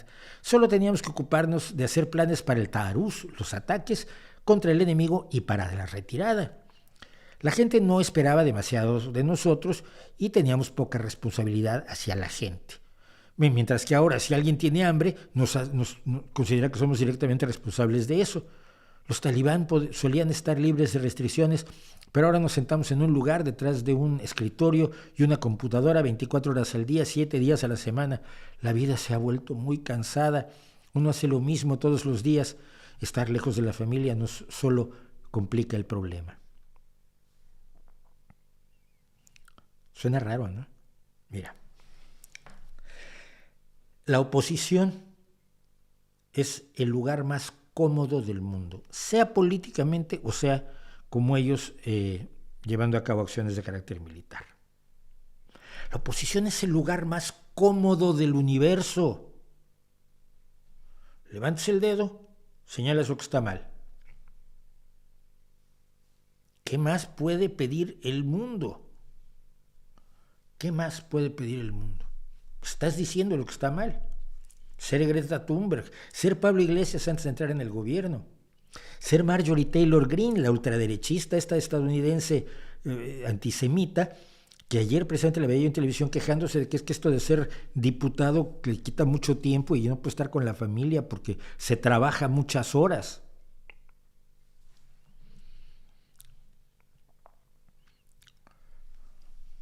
Sí.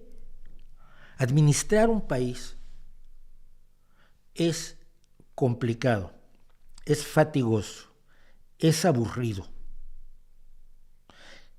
Te lo agradecen muy poquito cuando lo haces bien. Cuando lo haces mal, todos se te echan encima. Vivir contra el sistema es lo más cómodo del mundo, es lo perfecto. Y lo veía yo con Javier Milei también. Javier Milei tiene razón en lo que dice cosas maravillosas. El gobierno argentino es imperfecto. Claro, y tiene razón aquí el Greñas. Y el gobierno argentino ha metido la pata. Tienes que sí, es que el Greñas tiene toda la razón del mundo. Y hay una corrupción espantosa en el gobierno argentino. Y tú dices, oye, el Greñas es un genio. Se da cuenta de lo obvio con una agilidad extraordinaria. El hecho de que puedas señalar los problemas de una sociedad no te convierte en el idóneo para resolverlos. Esto lo han descubierto los revolucionarios a lo largo de los años. ¿Qué le pasó al Che Guevara? Che Guevara ganó la Revolución Cubana. Lo pusieron de ministro. Y se aburría como una ostra. Y luego fue presidente del Banco de Cuba y firmaba los cheques. Che.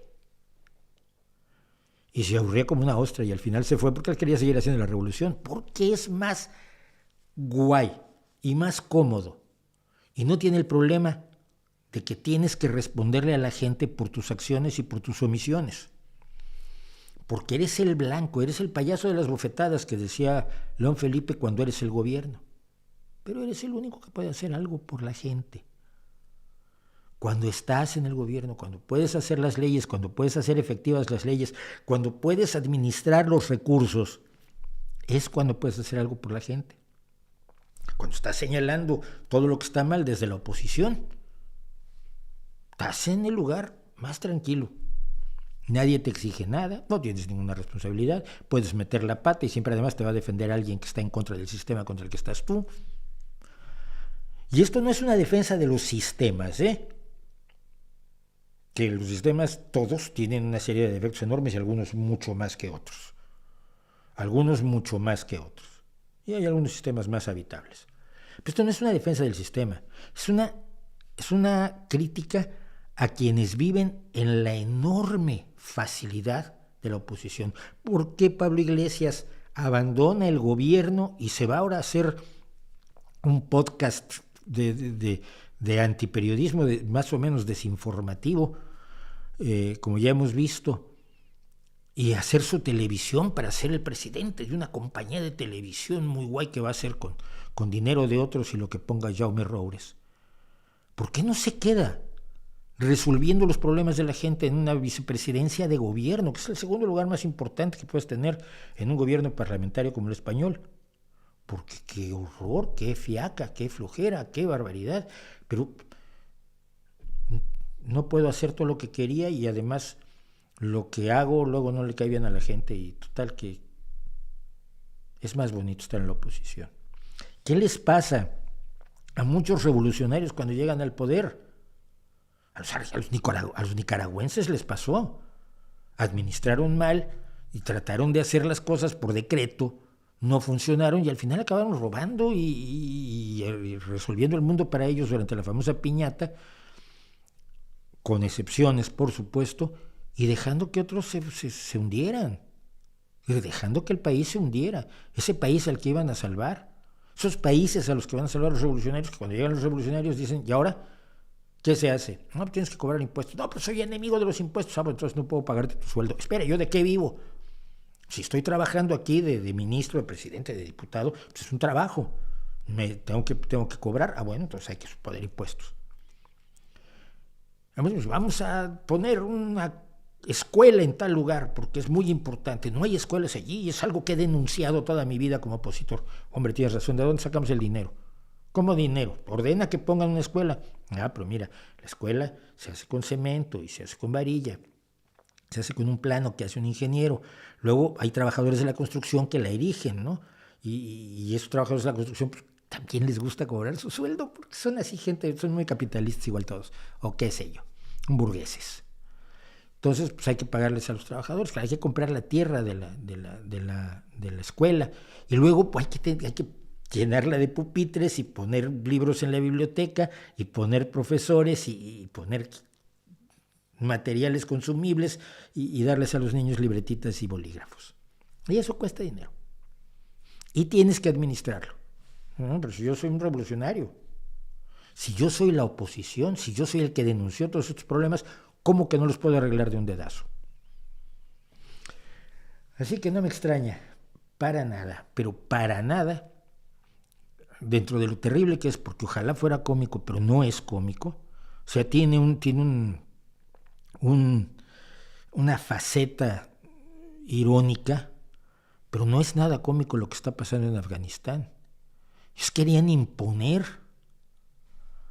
lo que es el Emirato Islámico de Afganistán, porque el mundo tiene que gobernarse de acuerdo a la Sharia y de acuerdo al Corán y de acuerdo a los hadith. Pero aunque lo hagas con eso, tienes que administrar todo un país en toda su enorme complejidad. Lo hagas con el hadith, lo hagas con la Biblia, lo hagas con lo que quieras. Es difícil gobernar y administrar. Y quizás si los jóvenes estuvieran mejor informados de cómo funciona el Estado a lo grande, digamos, la Asamblea General de las Naciones Unidas o el Parlamento Europeo, o cómo funciona su pequeño municipio, tendrían una visión un poco menos simplona de la que les ha vendido gente como Pablo Iglesias, de que los políticos son todos malos y la política es muy fácil y todo es, si algo está mal es solamente debido a la mala voluntad de los que están allí, y que la política es basura, y que entonces, como la política todos son ladrones, pues solo los ladrones entran a la política, y la gente decente y la gente inteligente no entra a hacer precisamente lo que debería hacerse para mejorar la vida de todos, sobre todo de los más desprotegidos. Así de mal están las cosas. Vamos a tomarnos unos minutos. Vamos a tomarnos unos minutos como solemos hacer siempre. Hay 307 personas. Les agradezco muchísimo que nos acompañen. Les pido que se suscriban. Se me olvida poner siempre esto, decía yo, que lo tengo y lo tengo preparado y nunca lo pongo. Y también esto que es fundamental, aunque en este momento más que el apoyo de Patreon o PayPal, que por supuesto los recursos nos vienen bien porque los necesitamos, lo que más necesitamos es la recomendación, las suscripciones, las notificaciones, los me gusta en YouTube, para que YouTube nos siga recomendando con gente que no nos conoce y gente a la que le puede servir quizás de algo todo lo que se dice tanto en los vídeos temáticos, que esta semana no hubo, repito, como aquí en este streaming, donde vamos a regresar dentro de un par de minutos. 310 personas, 310 gracias. No se vayan, ahora regresamos.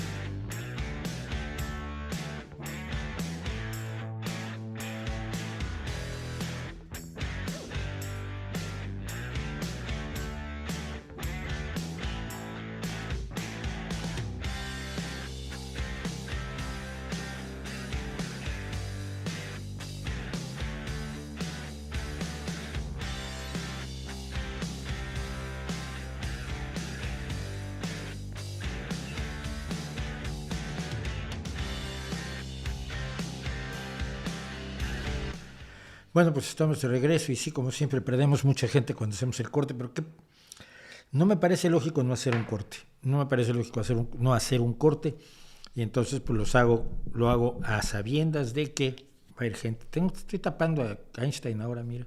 Ahora le tocó a Einstein estar tapado. Bueno, cosas de la vida.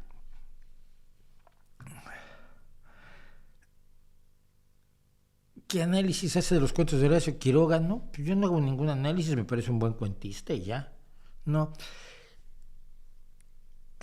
Yo trato de no sobreinterpretar el arte y la literatura. Sobre todo, les cuento por esto. Porque yo como escritor me he encontrado con gente que interpreta cosas que yo escribo que me quedo a cuadros escoceses, ¿no? O sea, alucino como si me hubiera comido un kilo de LSD. Oye, es que en este cuento tú quisiste decir esto. Yo, no, ni se me hubiera ocurrido. Sobreinterpretar el arte es un error. Es preferible subinterpretarlo. La interpretación que hagas tú es válida para ti, pero nada más para ti. Todo lo demás es una exageración porque siempre lo veo yo desde el punto de vista de las letras de canciones, por ejemplo. Cuando se sobreinterpretan las letras de canciones y en el rock, este es un fenómeno absolutamente delirante. Hay gente que va a deshilar hasta las comas, a ver si esa coma se puso en ese lugar por algún motivo esotérico. Y entonces se llega a conclusiones sobre letras de rock impresionantes. Y cuando vas con el autor, dices, oye, ¿y esta frase qué significa? Dice, no, la metí allí porque rima. Digo, claro, pero ¿cómo cree la gente que se hace una canción? La canción se hace ateniéndose a la musicalidad, primero que nada, de la propia letra. Entonces, en esa musicalidad y en las rimas, te ves constreñido que a veces metes cosas raras. Es lo primero que se te ocurre. Y no estás pensando en que no, lo que yo quiero es hablar sobre la profunda trascendencia de la lucha del hombre en contra de los elementos para poner, y la lluvia sigue y sigue. No, es que si la lluvia sigue y sigue, la tengo allí porque más abajo dice, 4 perros me persiguen. Y sigue y me persiguen, pues, rima, aunque tenga la N allí que no debería estar. Medio perro me persigue. Ah, sí, eso mejor. En vez de sigue y sigue, la lluvia sigue y sigue, medio perro me persigue. Qué bonito. ¿Qué quisiste decir con medio perro? Quise rimar, papá. Me pareció bonita la frase. La intencionalidad de la canción puede ser una cosa, pero el deshilar cada frase probablemente sea un error. Pienso en letras mías incluso, ¿no? Cuando digo, ya no sé si es una broma este universo, que estoy haciendo una observación profundísima. No, pues estoy diciendo que francamente siento que me traen de su tonto. Hay demasiado que se dice. Yo, por ejemplo, cuando veo una planta en un cuadro maravilloso y hay una planta allí, y entonces dice, esa planta la puso allí porque esa planta, cuando la comes es venenosa, entonces es una reflexión sobre la muerte del pintor. Si no la habrá puesto porque le gustan las flores estas y son rojitas. Hasta allí también hay que aplicar, por cierto, la navaja de Occam. Y hablando de esto, antes que el tiempo se me eche mucho más encima, quiero hablar del señor al que descubrí, del que sé muy poco. Esto es lo peor del asunto. Hay muy poca información de él y de lo que más me interesaba a mí, de lo que más me llamó la atención por las características de su pintura, no encontré ni un dato, pero ni uno. Entonces, más o menos yo trato de sacar mis conclusiones, pero como digo, hay que tener cuidado con eso. Así que, ya que lo están pidiendo, esta es nuestra galería nocturna. Ah, bien, no encuentra el archivo, no tenemos la introducción, entonces imagínenselo, ya en los segmentos lo voy a meter la galería nocturna y pum, musiquita, y luego viene ese anochecer que se vuelve una especie de cuadro que se mete dentro de un marco, entonces salgo yo con cara de ella, qué guay soy, y entonces, final de esto. Gracias por acompañarnos en nuestra galería nocturna y hoy vamos a hablar de un señor al que seguramente no conocen, si lo conocen, qué bien, que se llama Domenico Fetti. Y Domenico Fetti es un pintor de origen romano, o sea, nacido en Roma, hijo de un pintor más desconocido todavía que él, que era Pietro Fetti, y que me dejó impresionado. Y les voy a decir por qué. Él vive y es que no lo tenía yo, de 1589 a 1623. 89, 99, 09, 19, no demasiados años, por cierto. Es un pintor barroco que yo no sabía que existía hasta que el otro día veo este cuadro. Y me enamoré del cuadro y me enamoré de la muchacha. El cuadro se llama Muchacha Dormida, lo cual evita interpretaciones excesivas. Me parece delicioso, me parece dulce, me parece tierno, me parece que la luz es prima hermana de las luces de Caravaggio, que a mí me encantan, que todo el mundo lo sabe, que en mi fotografía traté siempre de usar la luz con el dramatismo de Caravaggio, porque finalmente la fotografía es luz. La misma foto con 4 iluminaciones distintas son 4 fotos totalmente distintas. Me encantó la pose, me encantó la suavidad del personaje. Creo que es además su hermana, de quien vamos a hablar al final, la modelo. Y ese es el punto de los modelos, porque parece claramente una persona real. En el Renacimiento hay mucho cuando no estás haciendo retratos, mucho de usar personajes estándar, ¿no? O sea, personajes inventados por el propio pincel del pintor. Y es algo que creo yo que no ocurre aquí. Bueno, Pietro Fetti fue conocido también como el mantuano o mantovano porque trabajó muchísimos años en Mantua. Al parecer, y esto me divierte muchísimo, en 1622 tuvo un problema en Mantua muy grave. Al parecer por un partido de fútbol. En serio, lo he encontrado en 2 o 3 sitios. No tengo más datos. Hay muy pocos datos sobre este personaje. Así que pues, fue a Venecia, donde vivió el resto de su vida y donde murió. ¿Qué es lo poco que sé? Lo poco que sé es que pasó por varios estilos.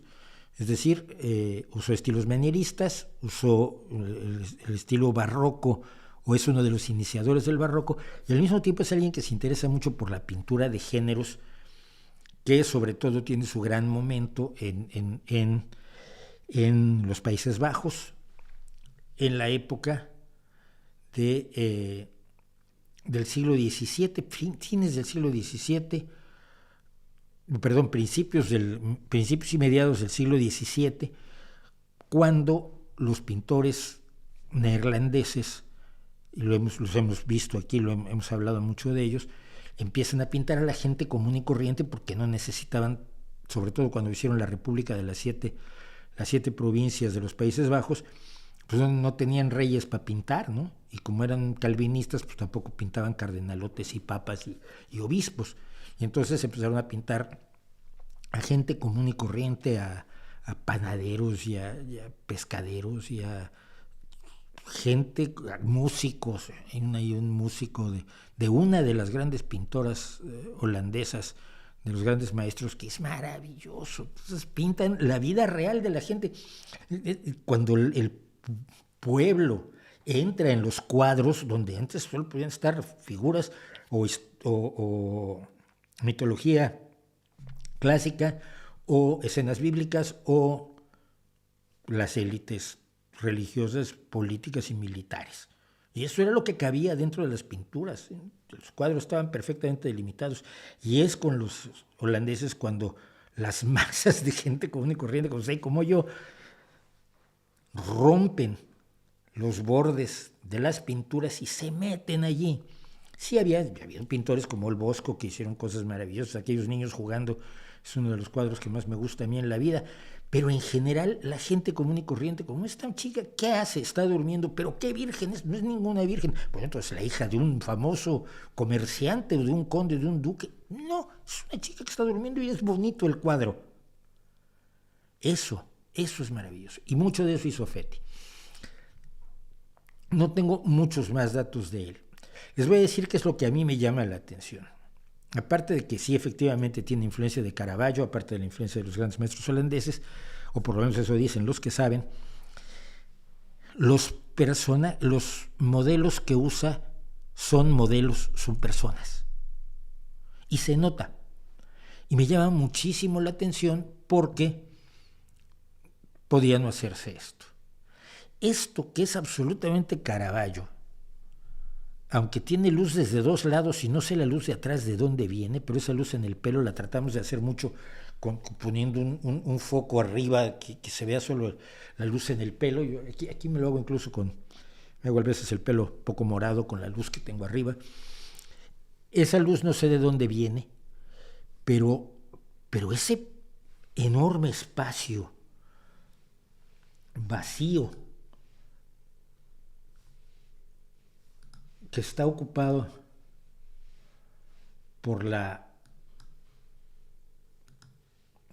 ese espacio vacío que está ocupado por la sombra de esta mujer, me parece absolutamente impresionante. Es lo que se llama en pintura, en composición, el espacio negativo, el espacio donde no hay nada, sin embargo es importante. Es importante porque destaca la sombra de la mujer, es importante porque la rodea, es importante porque te lleva como en un embudo de luz a que te fijes en ella y en lo que está haciendo. Esta es la parábola del dracma perdido, según él. Hizo muchos cuadros sobre parábolas. Pero a mí me da igual la parábola, lo que me interesa es cómo todo el cuadro está centrado para que veas a esa mujer. Me recuerda mucho el espacio negativo de uno de mis cuadros favoritos de toda la vida, que es El perro semihundido de Goya, la mejor de las pinturas negras de Goya. Este es un hombre con una partitura. ¿Qué hombre es? Es un conde. No, es un hombre con una partitura. Y sin embargo, y es porque se llama hombre con una partitura, porque en realidad pues no se ve la partitura, por lo menos en las reproducciones que yo he visto no se ve la partitura, pero la expresión del tipo, la mano señalando atrás, todo ello me dice que un músico de verdad, no es un señor de la alta sociedad de aquel entonces, es un simple estudio de cabeza de hombre. Y es de estos que me da la impresión clarísima de que, como hizo en su momento Leonardo da Vinci, bebía rostros, aprendía rostros, se apropiaba de rostros por la calle, probablemente algunos fueron sus modelos pintándolos, pero que tenía esa pasión por la persona real más que por la persona imaginaria, porque incluso en los retratos se usa la persona imaginaria, ¿no? Cuando tenías un tipo muy feo que te contrataba para hacer un retrato, pues lo hacías lo menos feo posible, porque si no, no te pagaban. Y hasta este momento, los pintores vivían de los ricos. En la actualidad, los grandes pintores de la actualidad, viven de los ricos, porque nosotros no nos podemos permitir sus pinturas. Que es, y aquí tengo los nombres de es Santo Tomás. Este es un Santo Tomás que me dice claramente que es una persona que conoció probablemente en la calle. Es impresionante el personaje, verdaderamente. Rostros como este es Arquímedes. Nos está pintando al filósofo Arquímedes representado como por un actor con un modelo que me parece real, y nuevamente con la luz, esta luz caravallana que resalta al personaje y hunde todo lo demás en las sombras para que salga del cuadro lo que quiere el pintor que se vea.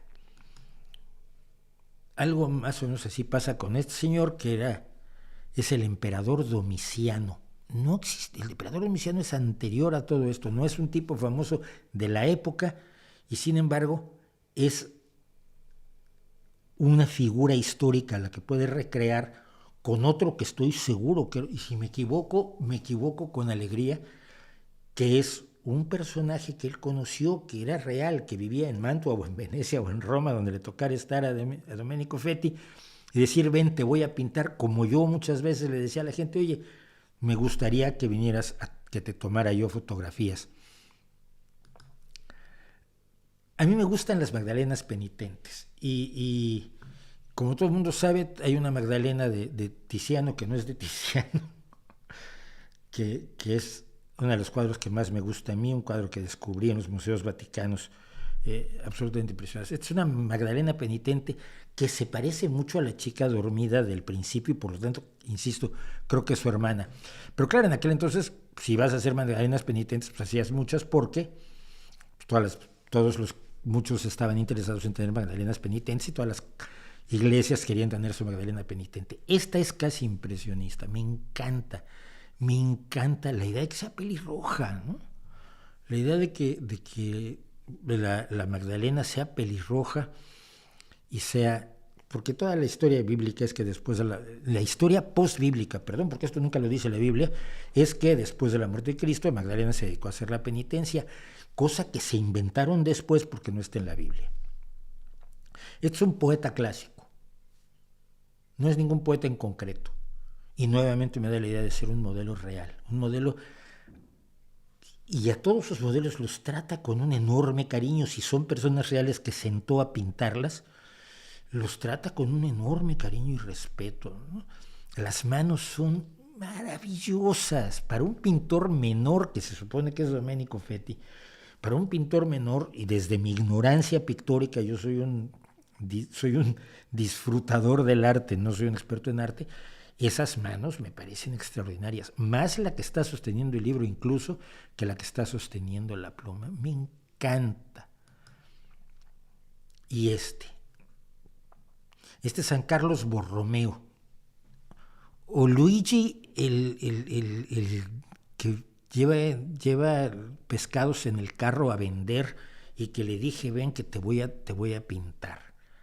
Es tan real, está tan lleno de las imperfecciones normales, comunes y corrientes de todos los seres humanos que no solían tener las pinturas anteriores, que me parece absolutamente adorable. La mano es otra cosa preciosa aquí.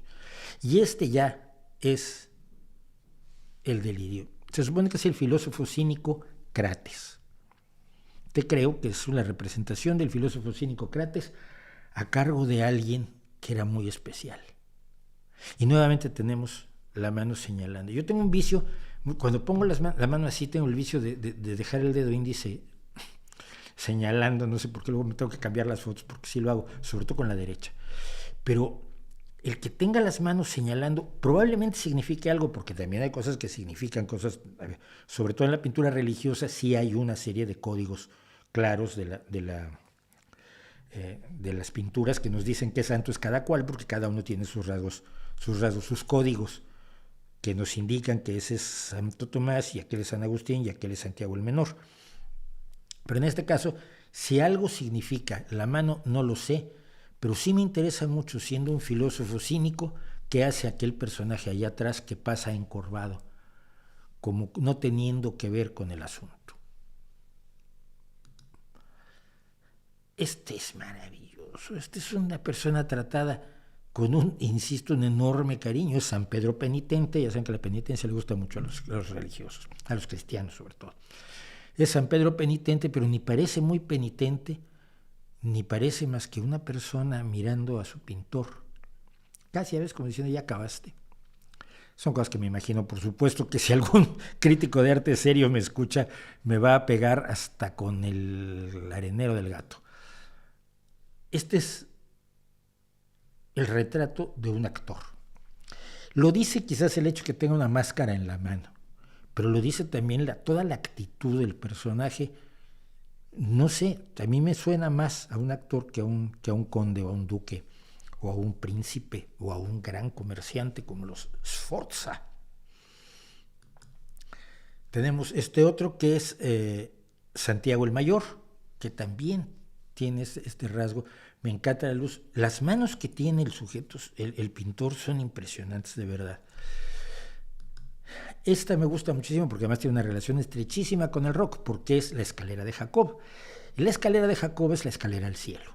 La escalera al cielo en un pasaje bíblico muy interesante que, si me dicen que no tuvo nada que ver con la inspiración de Stairway to Heaven de Led Zeppelin, yo les digo que sí, para no discutir, porque evidentemente la escalera al cielo de Led Zeppelin tiene que tener relación con la historia de la escalera de Jacob.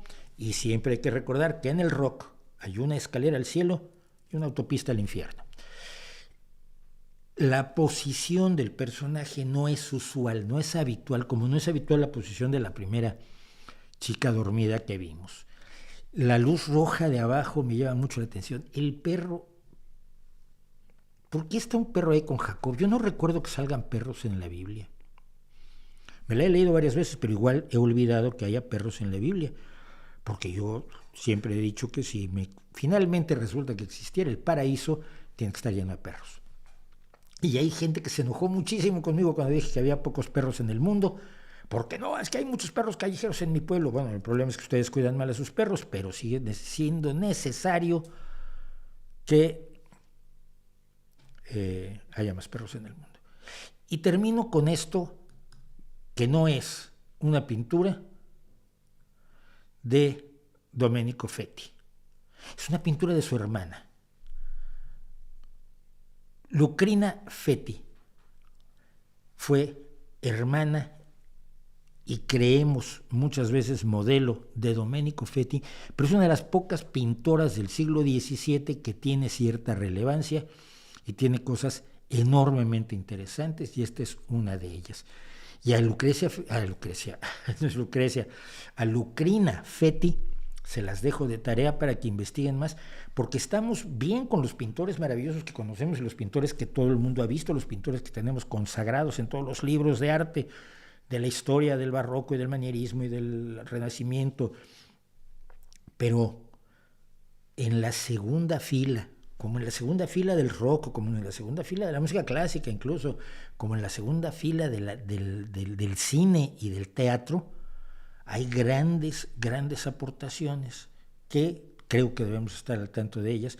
A mí me da muchísimo gusto haberme encontrado al señor Domenico Fetti, que he tenido el gusto de presentarles a ustedes en nuestra galería nocturna. Ay, ¿qué les parece? Bueno, hay algo más del chat, vamos a ver un poquito más del chat. No sé, tengo material para tirar para arriba, como siempre nos pasa esto. Pero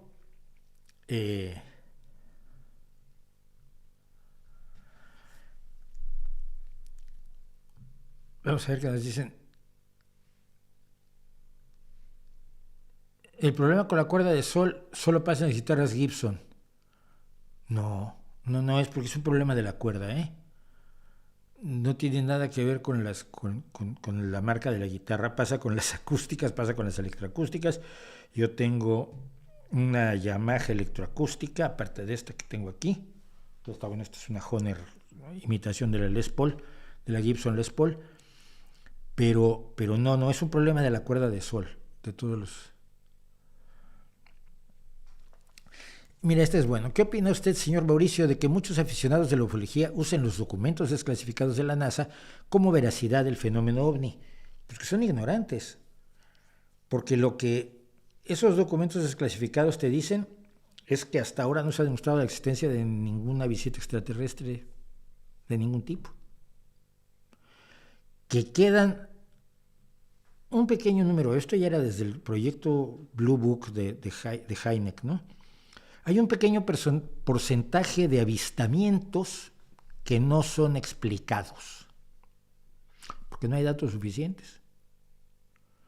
Cuando no tienes datos no los puedes explicar. Cuando tienes los datos se pueden explicar. Yo he explicado varios casos maravillosos de ovnis teniendo los datos. La hora a la que se tomó, en qué dirección iba el objeto, en qué lugar exacto está, cuáles son las coordenadas. ¿Qué velocidad de obturación tenía la cámara. Todavía hace unos años ya, pero fue de las últimas cosas que me llegaron a mí. Tuvieron una reunión de escritores de ciencia ficción en Argentina y se tomaron una foto donde venían caminando los escritores por la calle y arriba aparece un objeto así ahobado, ¿no? Y me lo mandaron. A ver, ¿tú qué haces? ¿Qué sabes de esto? ¿Qué es eso? Esta cámara está tirando a un 15 de segundo, un octavo de segundo, cosa que es un error, ¿eh?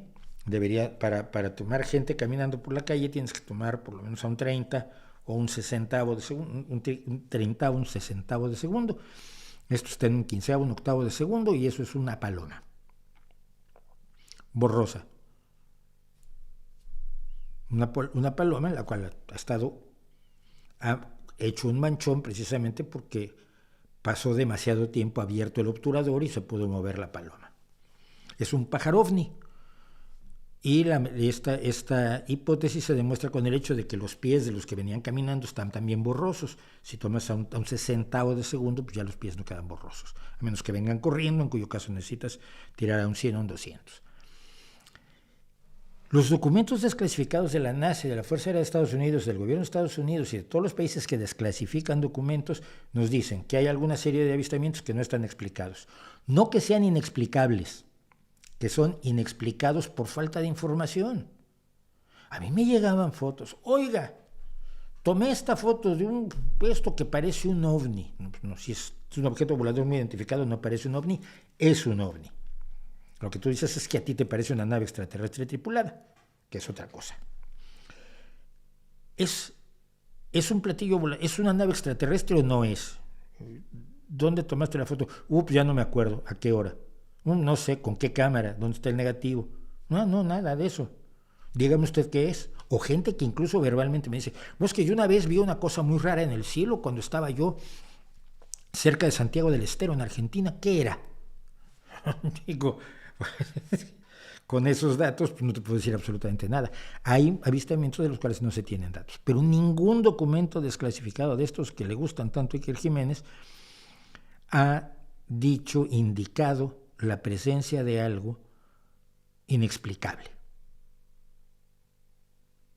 Y mucho menos de algo que tenga un origen extraterrestre.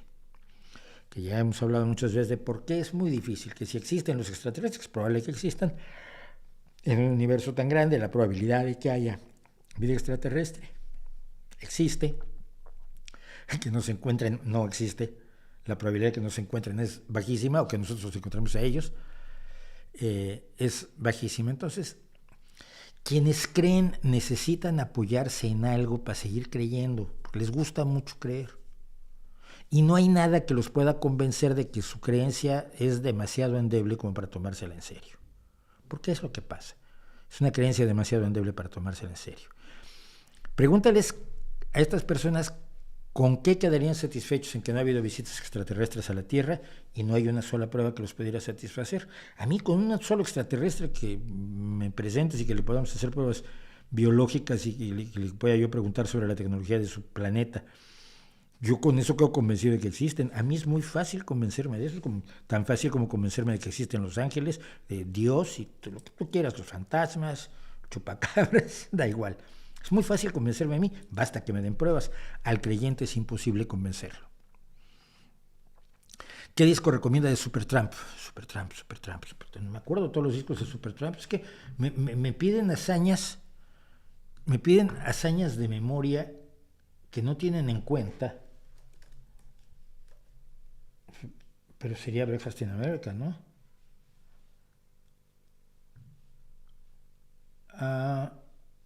Supertramp, a ver, discografía. Por cierto, es una pena que Supertramp no se puede volver a reunir porque acabaron muy, muy mal.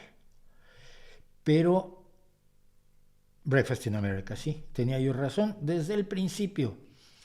Breakfast in America de 1979 sería el disco que yo recomendaría más de Supertramp, porque tiene Gone Hollywood, tiene The Logical Song, que es una maravilla, tiene Goodbye Stranger, Breakfast in America, que hoy estaría considerado quizás como políticamente incorrecto, Take the Long Way Home, Child of Vision, Es un disco de una enorme calidad y ese sería el que yo recomendaría, aunque todo Supertramp me gusta mucho, aunque desafortunadamente pues, nunca se va a volver a unir por los problemas entre Davis y Hudson que conocemos.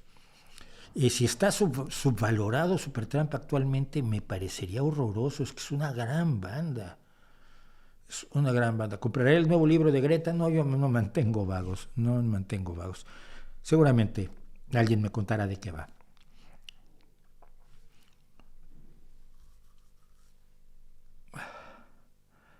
Gracias a Pedro Sanjurjo por el superchat, muy amable.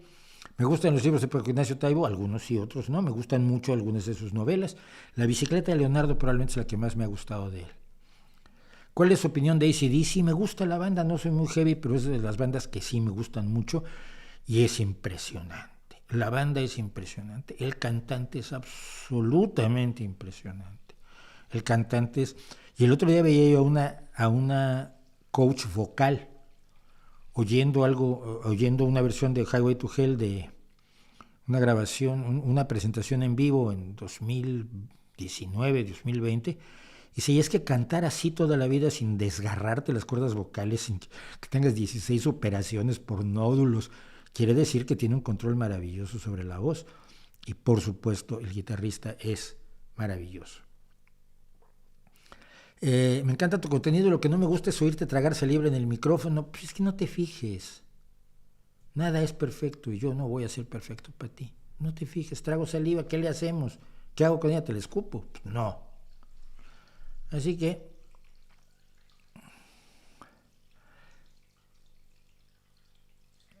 España nos devuelve el oro a Puerto Rico. ¿Por qué? Pues que España no, el gobierno español y los españoles actuales no te quitaron ningún oro. Si algún ladrón español de la actualidad le quitó oro a algún puertorriqueño, que puede ocurrir, le robó un anillo, una pulsera, algo, tiene que devolverlo. Ya habló mi reloj. Pero no es necesario. Disculpe la pregunta, ¿cuál es su peor pesadilla? Mi peor pesadilla. Yo creo que sería la cárcel, fíjate. La falta de libertad. Así es lo primero que se me ocurre, porque pesadillas, son pesadillas horrorosas, como todo el mundo, pero tengo la ventaja que se me olvidan.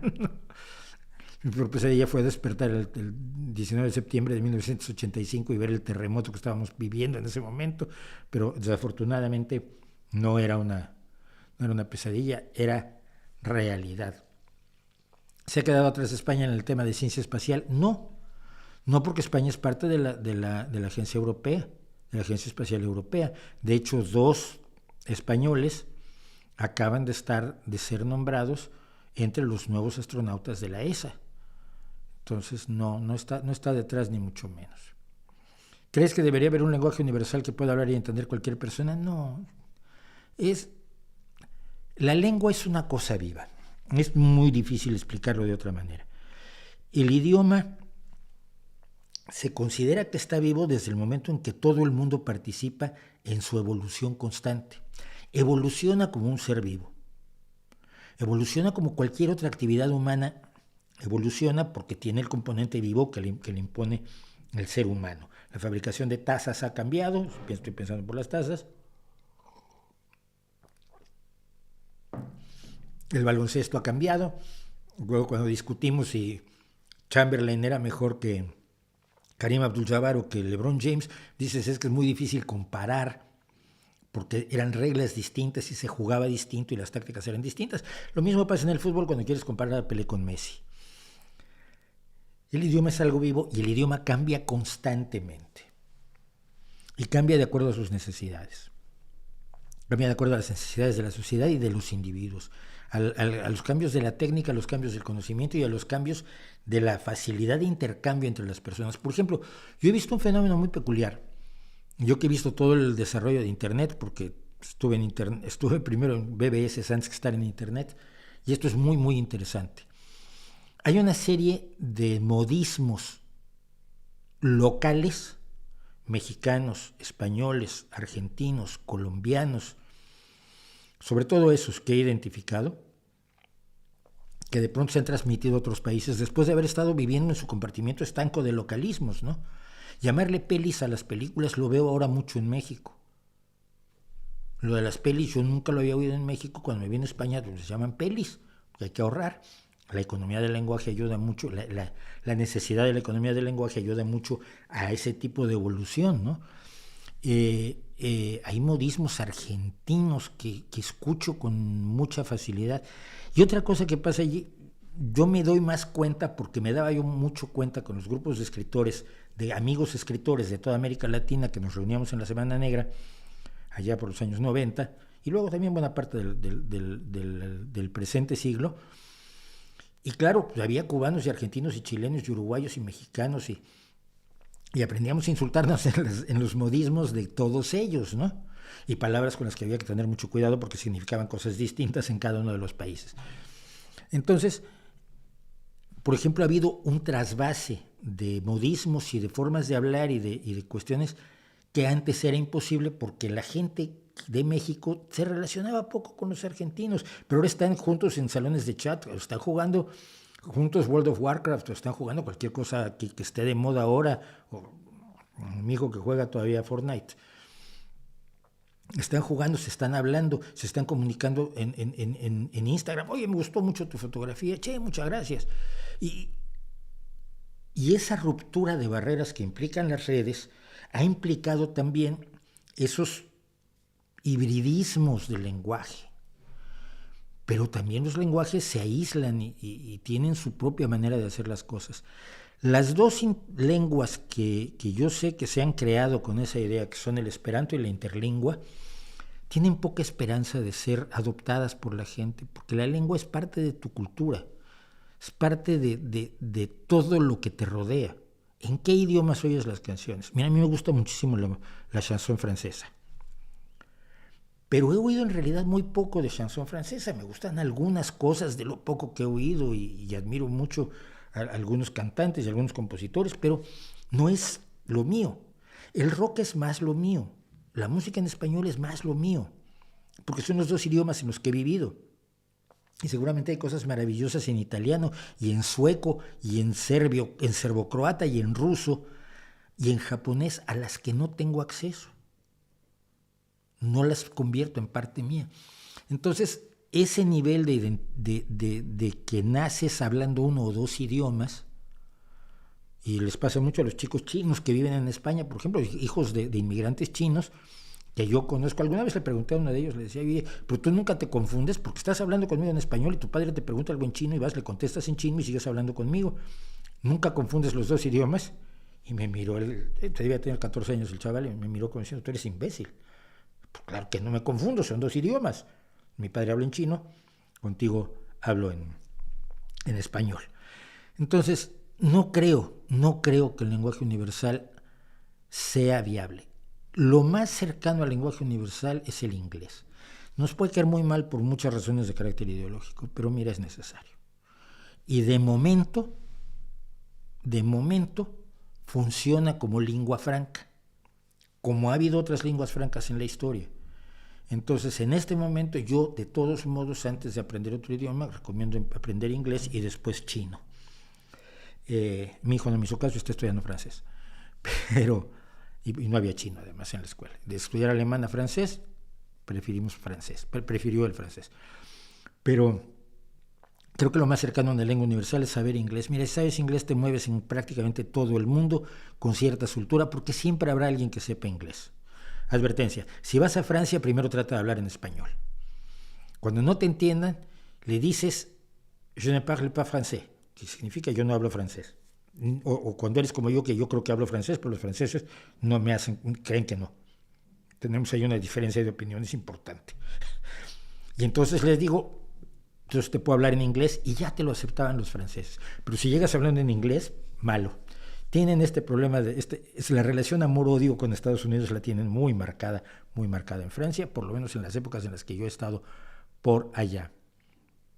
Visitaré pronto el Prado en Madrid. ¿Qué obras son imperdibles para ti?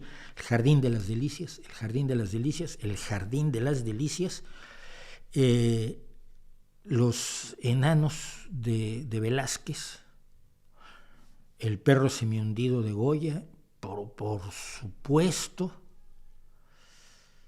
las lanzas,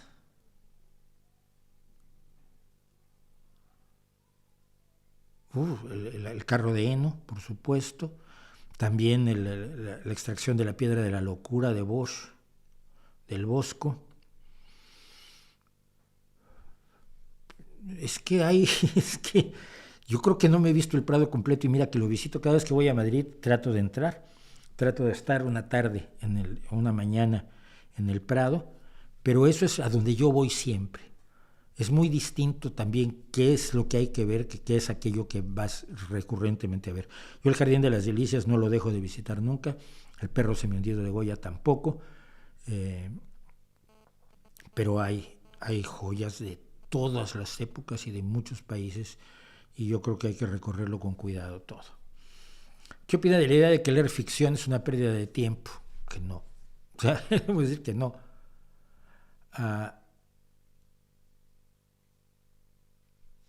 ¿Considera usted que debe de promoverse un estudio de la historia de manera imparcial para no caer en engaños por parte de izquierda o derecha? Pues que un historiador serio, cualquier historiador que sea serio y honesto, no va a caer en sesgos por sus creencias ideológicas, como un periodista serio no debe hacerlo, cosa que veremos, por cierto, en el curso de periodismo que lentamente sigo grabando por aquí. Un historiador serio no tiene por qué sesgarse.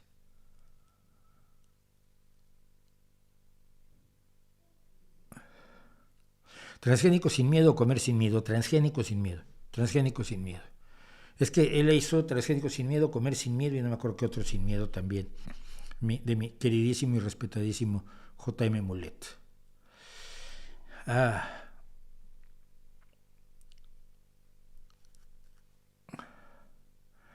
Les recomiendo que le dé la oportunidad a la música Hardkiss, es una banda de Ucrania, la cantante tiene una voz muy bonita, te la cambio por The Sixters, que son 6 chicas, bueno ahora son 5, se están esperando que una de ellas vuelva, 6 chicas ucranianas que están ahora refugiadas en Alemania, que se hacen una banda de rock maravillosa, escriben sus propias canciones, todas, no hacen un solo cover, la baterista es de otro mundo,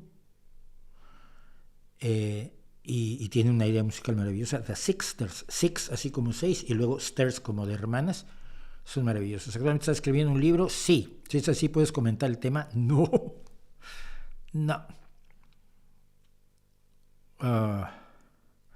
Lo que me dices del Opus Dei de una chica con cáncer que utilizaron de bandera, no sé nada al respecto.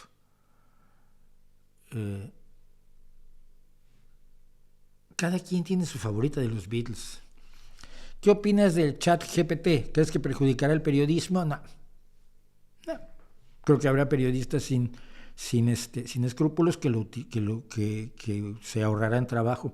Fíjate que yo lo he usado como motor de búsqueda. Antes de que saliera el chatbot de Microsoft, que ahora está, por cierto, haciendo el ridículo de una manera espantosa, Bing número 2, pero ChatGPT 2 lo estuve usando como máquina de búsqueda, como motor de búsqueda. Luego le preguntaba yo, ¿de dónde sale quién fue Celsius? Entonces me da una serie de datos sobre Celsius, sobre el hombre que le dio el nombre a los grados Celsius, que me sirve como punto de partida para hacer la investigación, porque me facilita cosas para ir a internet a hacer la investigación de Celsius. Hice un artículo sobre los grados Celsius, los grados Fahrenheit y el problema de la medición de la temperatura, porque la temperatura tiene el grave problema de que 10 grados no es el doble de 5 grados, no es el doble de calor, son absolutamente arbitrarias las mediciones y eso siempre nos causa problemas, ¿no?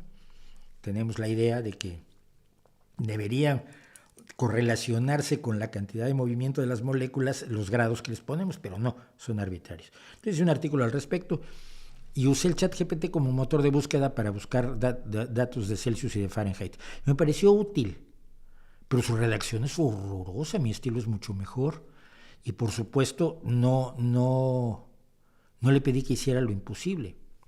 Cuando tú le pides a ChatGPT cosas en serio, se va por lados absolutamente delirantes. ¿Por qué? Porque no es inteligente. Simplemente es lo que un estudioso, un investigador cuyo artículo estoy leyendo ahora, debo leer ahora, lo llama un reciclador de basura, un reciclador de cuentos. Te va a contar lo que le ha alimentado su entrenamiento, pero no va a tener criterio para poner en duda nada de su entrenamiento. Si su entrenamiento dice que fulano nació en 1824, en el siglo XVII, te lo va a soltar. No tiene la capacidad de decir, no, espérate, si nació en el siglo XX, no puede ser del siglo XVII. Aquí hay una contradicción que debo resolver haciendo una investigación adicional. Eso no lo puede hacer la máquina. Entonces, yo sigo esperando que pase la modita, porque no es más que una modita.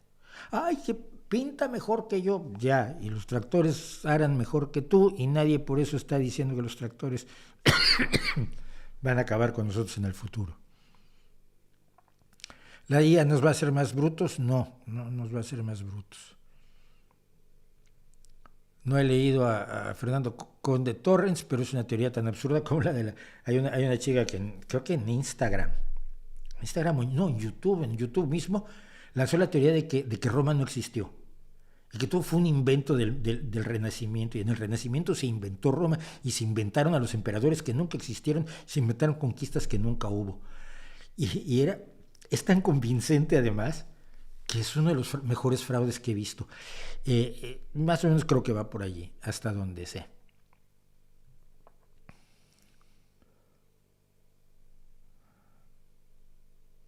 No repitas la pregunta, Noé Rojas, porque la próxima vez te borro.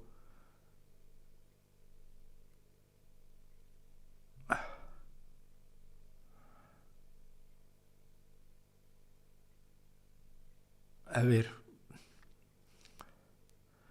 ¿Opinión tienes de Rosa Luxemburgo y si crees que su legado es importante? Mira, lo único que sé de Rosa Luxemburgo es que hizo una crítica muy razonada y razonable a la Revolución Rusa. Y que era una creyente en la libertad, pese a que era estrictamente marxista. Creo que sus citas sobre la libertad y sus críticas a Lenin se complementan muy bien con las críticas a Lenin que hace Bertrand Russell en Teoría y Práctica del Bolchevismo, que fue traducida como Viaje a la Revolución o algo así de tonto y de absurdo y de irracional, y con la crítica que por su lado hace George Orwell, ¿no? Aunque lo ve desde un punto de vista totalmente diferente. ¿Qué opina del sistema de salud cubano y si se puede tomar como ejemplo a seguir para todos los países o simplemente es propaganda y una farsa? Ahora es propaganda. El sistema de salud era una de las joyas de la corona. El problema es que si no tienes dinero para financiarlo, tener grandiosos médicos cuando no tienes medicamentos, cuando no tienes aparatos, cuando no tienes lo más nuevo de la tecnología, cuando no tienes camas de hospital, no te sirve. No te sirven. Es como tener grandiosos ingenieros y no tener hormigón para hacer construcciones. Pues mira, los ingenieros quedan de adorno. Por eso Cuba gana todavía 6,000 millones de dólares al año alquilando médicos a otros lugares del mundo. Pero el sistema de salud cubano intentó ser un ejemplo y luego dejó de serlo porque el negocio es el negocio, ¿no? Los grandes hospitales se empezaron a dedicar a extranjeros que iban a operarse o a atenderse a Cuba, y los mejores médicos pues obviamente iban a esos hospitales, como el hermano Samejeiras, si mal no recuerdo, fue uno de los que se dedicó a los extranjeros. Pero también hay mucho de farsa. Por ejemplo, los datos de mortandad infantil, según he leído, tienen mucho de cuchareo. Es muy difícil saberlo. Cuando no tienes una prensa libre, cuando no tienes una libertad de información, cuando no tienes algún nivel, no te digo absoluta, pero algún nivel de cotejar los datos de oficiales con la realidad, todo lo que te cuenten es... Ningún gobierno además va a ser totalmente malo, y si Cuba ha decidido que lo primero que quiere cuidar a sus niños y los cuida muy bien, pues qué bien. No puedes decir que todo esté mal, pero eso no quiere decir que el hecho de que cuide muy bien a sus niños, si es el caso, que como te digo hay dudas, eso significa que todo el sistema está bien. No lo está.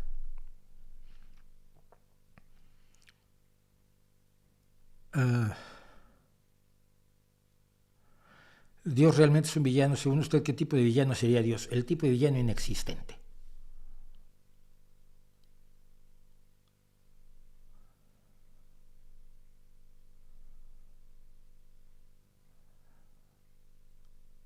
Stephen King es un escritor sobrevalorado. Stephen King es un escritor infravalorado. Si no trabajara en el reino del terror, ya habría ganado el Premio Nobel de Literatura. Ya habría ganado el Premio Nobel. Y mientras no le den el Premio Nobel a Stephen King o a George Martin, no me interesa. Bueno, vamos a ver algo que esta semana está de lujo, que es nuestra gloriosa y maravillosa tele rusa.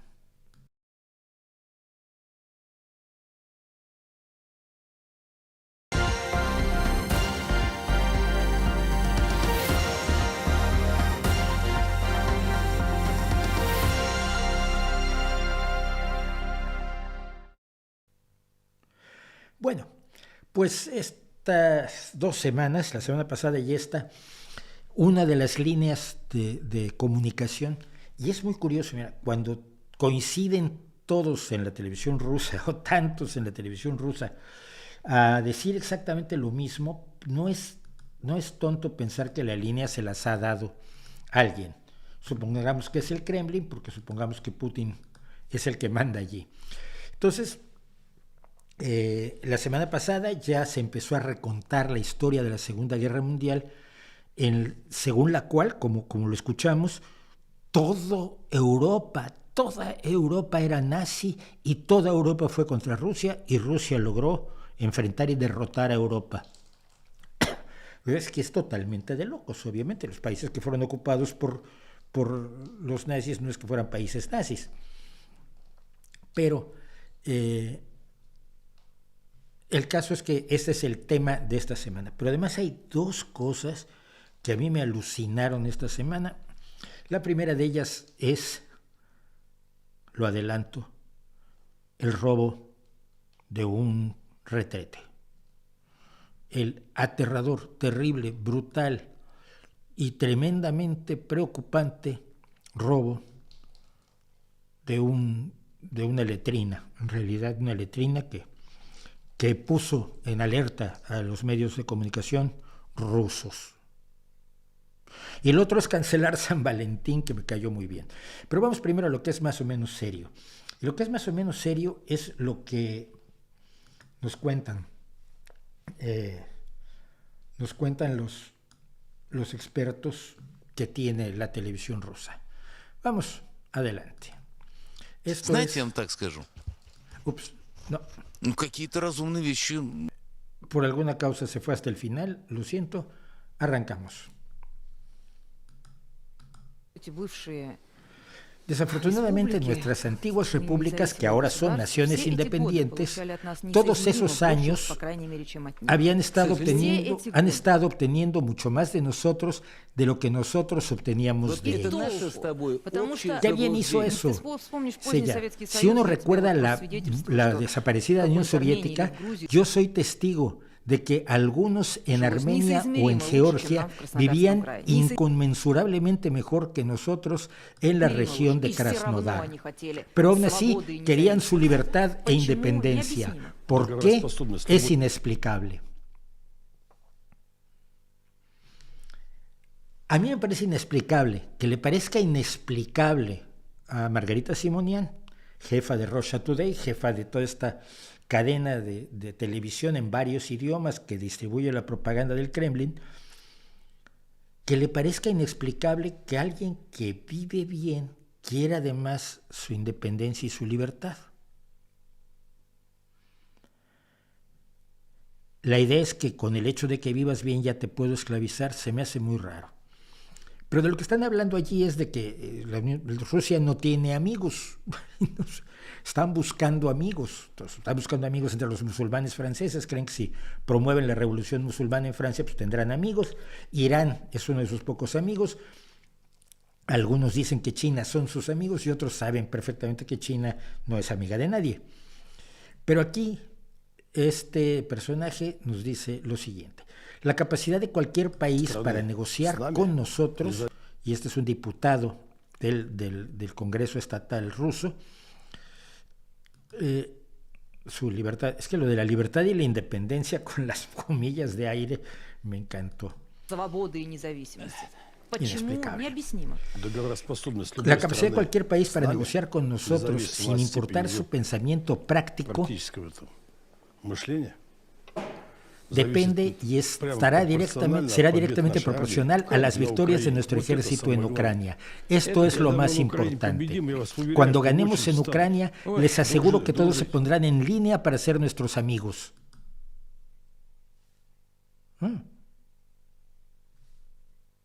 ¿Usted cree?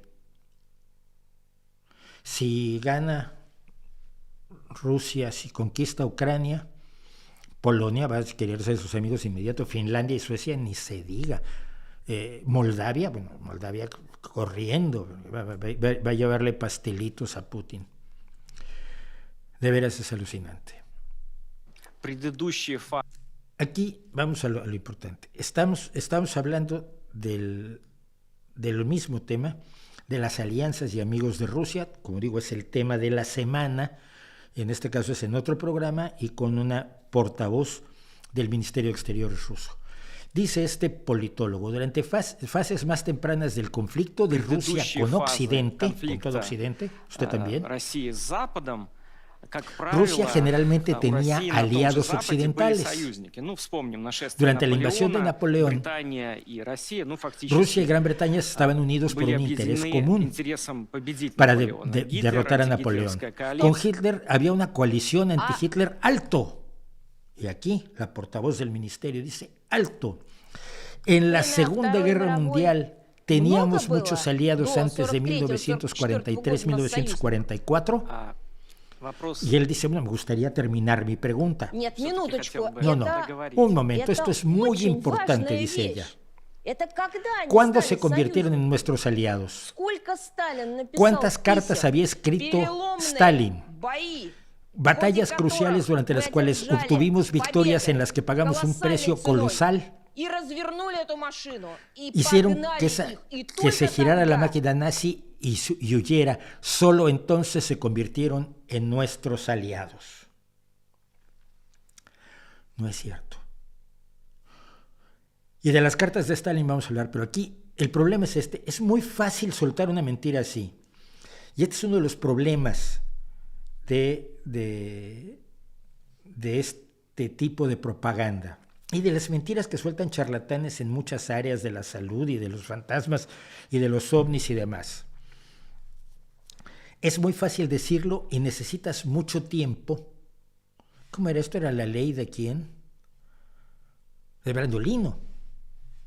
La ley de Brandolino. No, Brandolino. Si alguien me lo recuerda, Brandolini. Para cuando se suelta una basura así, responderla necesita el doble o el triple de esfuerzo. ¿Por qué? Rusia había firmado un pacto de no agresión con Alemania. Alemania lo rompe. El 22 de junio de 1941 invade Rusia, invade los países de la Unión Soviética y invade lo que era la Unión Soviética, si mal no recuerdo, a través de Ucrania. El acuerdo anglo-soviético de alianza militar fue firmado por el Reino Unido y la Unión Soviética contra la Alemania nazi el 12 de julio de 1941, 20 días después de la invasión nazi. Esto lo firmaron Sir Stafford Cripps, embajador británico a la Unión Soviética, y Vyacheslav Molotov, el comisario de Asuntos Exteriores del pueblo soviético, el mismo Molotov que había firmado el pacto de no agresión con Ribbentrop, el ministro de Exteriores nazi. Ambos potencias prometieron ayudarse mutuamente y no hacer la paz por separado con Alemania. El mes siguiente, en agosto de 1941, empezaron a salir de la Gran Bretaña los llamados convoyes árticos. Los convoyes árticos llevaron en 78 convoyes con 1.400 barcos mercantes suministros esenciales a la Unión Soviética, desde agosto de 1941 hasta 1945, cuando termina la guerra.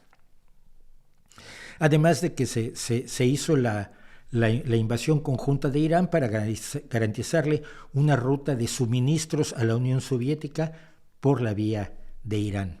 Fue precisamente cuando se tiró al anterior Shah de Irán y se impuso al Shah de Irán, que luego tirarían la revolución del Ayatollah Khomeini.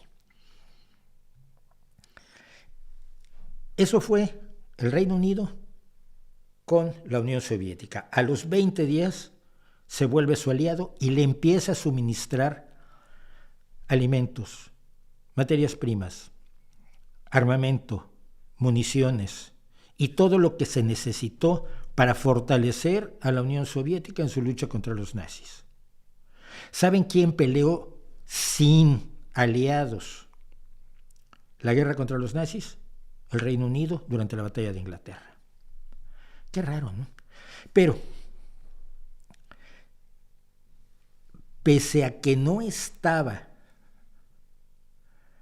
en la guerra, el 11 de marzo de 1941, Roosevelt ya firmó la Ley de Préstamos y Arrendamiento, Lend-Lease, que se llamó en inglés, para suministrar al Reino Unido y a todos sus aliados alimentos, petróleo y material de guerra, cosa que se hizo hasta 1945.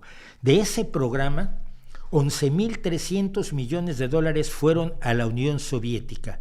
Desde el 1 de octubre de 1941 hasta el 31 de mayo de 1945, Estados Unidos entregó a la Unión Soviética 427.284 camiones, 13.303 vehículos de combate, 35.170 motocicletas, 2.328 vehículos de servicio y de artillería, 2.670.000 toneladas de productos derivados del petróleo, el 57% del combustible de aviación usado por la Unión Soviética.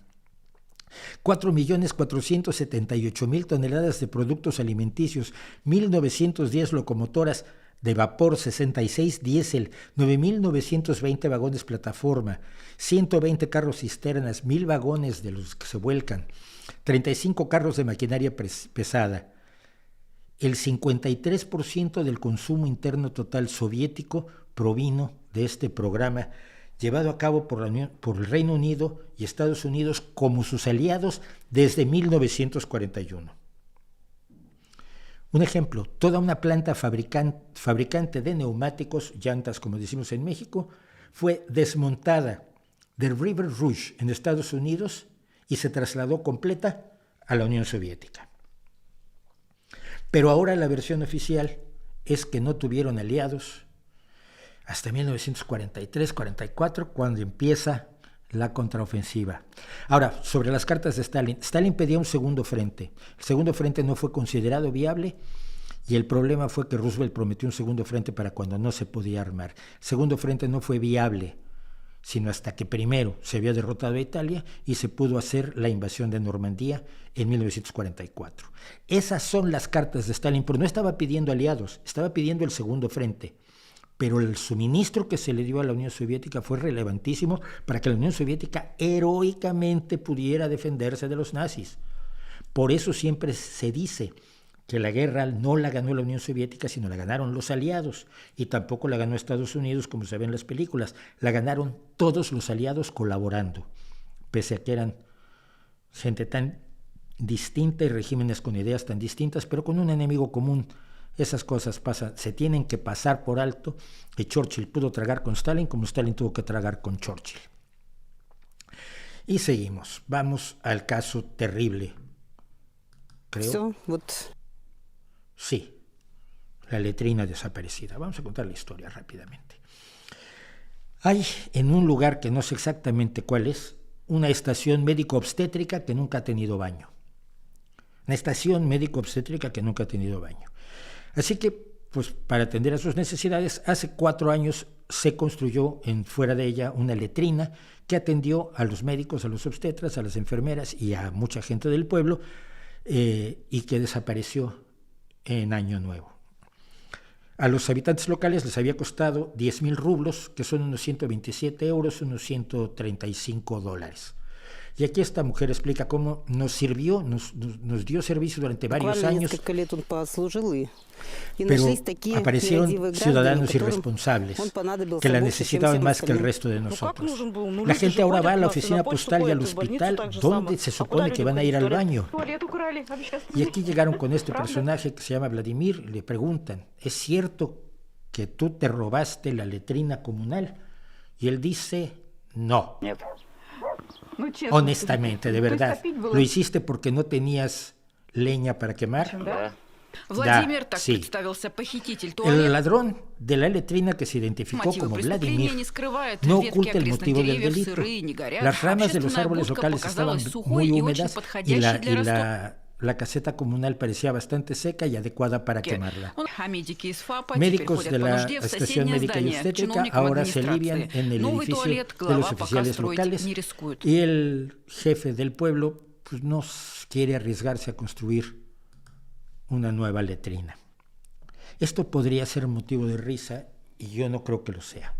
Lo veo ligeramente porque es curioso, pero es la tragedia de lugares en Rusia donde todavía no hay baños. Lugares en Rusia donde desgraciadamente no hay leña y es la única forma de calentarse. La letrina le sirvió a esta familia para calentarse 2 días. Y esto contrasta con aquellas cosas que vimos en la televisión rusa cuando se afirmaba que los alemanes estaban tirando los árboles de sus parques y jardines para quemarlos durante el invierno en el cual Putin nos iba a derrotar a todos porque no nos daba gas. Es una tragedia lo que ha vivido el pueblo ruso bajo este gobierno. Y está allí en una noticia ligera, curiosa, pero que nos revela las deficiencias de la gente que vive allí, de los más pobres, y de las infraestructuras donde tú puedes tener una estación médico-obstétrica que no tenga ni siquiera baño. Y luego vamos a cancelar San Valentín. El diputado Alexei Didenko y la senadora Olga Kovitsky insisten que esta festividad extranjera no tiene nada en común con Rusia y con su historia. Este no es el primer intento de prohibir el Día de los Amantes. El año pasado la diputada María Butina describió la festividad como un engaño del enemigo. María Butina es esta traficante, esta experta en armas que fue detenida en Estados Unidos como espía y que estuvo un par de años en la cárcel en Estados Unidos como espía. Ahora es diputada. Durante muchos años el diputado, ahí el nombre se me fue, durante muchos años el diputado Vitaly Milonov ha estado exigiendo que se cancele el día de San Valentín. No debería haber una fiesta así en nuestras escuelas o en nuestras instituciones de gobierno. Hacer estas celebraciones en nuestro país. No somos como papuanos para organizar un culto al cargamento de un estilo de vida occidental bien alimentado. No estará mal alimentado. Pero me parece lo más curioso que esto les parezca grave. Las regiones han estado peleando durante mucho tiempo, nos dicen, contra esta festividad. En Tartarstán propusieron reemplazar esta importación de una festividad occidental odiada. El Día de San Valentín se nos ha impuesto durante 30 años, igual que Halloween. Ahora todo el mundo se ha despertado de este estupor de adorar al occidente. Estudiaron la historia de San Valentín y entendieron que esta festividad es ajena a nosotros. No hay necesidad de prohibir la fiesta de San Valentín ni castigar a quienes la celebran. La importación debe ser pacíficamente reemplazada.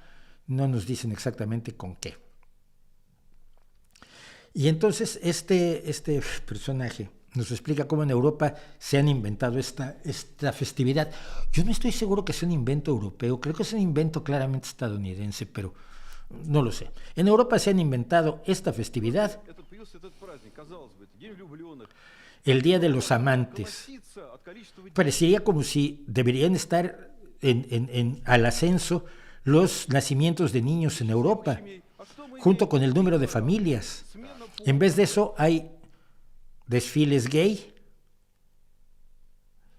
cambio de sexos. Y le pregunta el presentador, ¿y esto es culpa de esta festividad? Se están casando con perros. Sí, señor. Si usted vive en Europa como yo y no se ha enterado como yo, en Europa la degradación sexual es tal que la gente se está casando con perros.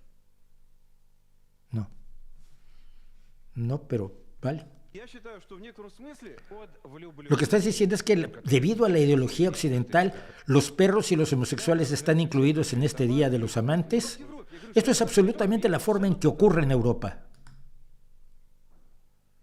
Pues miren, de lo que me entero yo, con los años que llevo viviendo en Europa y no me entero de todo esto.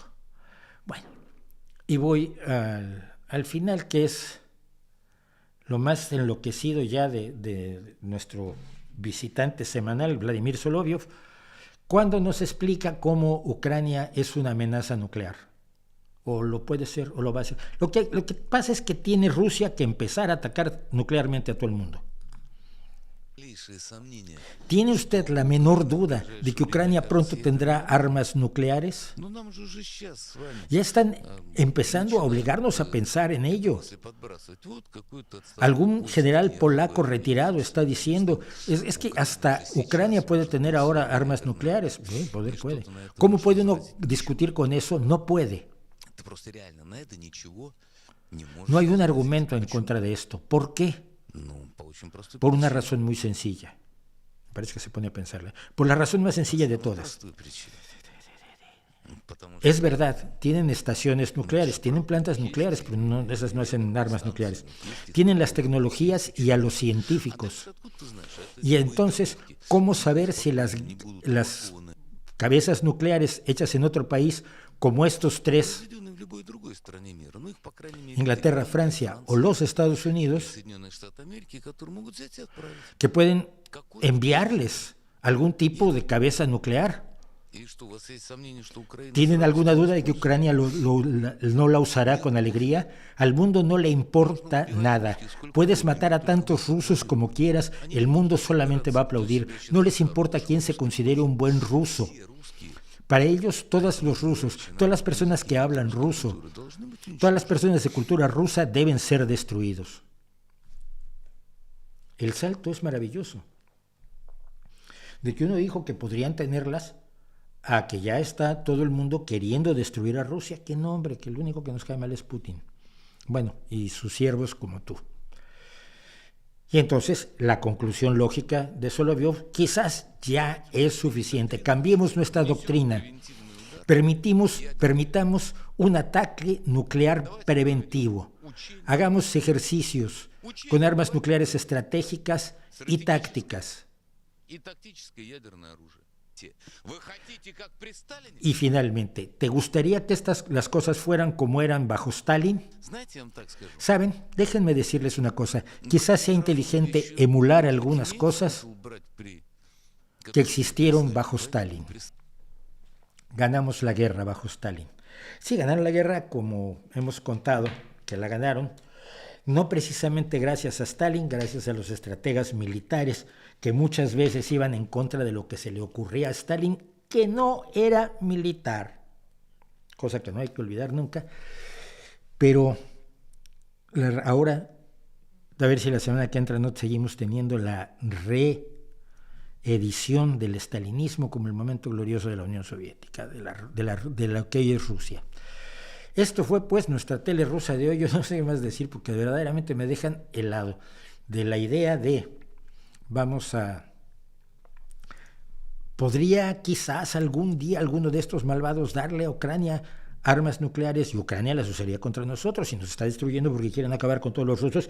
Y considerando eso tenemos que empezar a atacarlos con armas nucleares.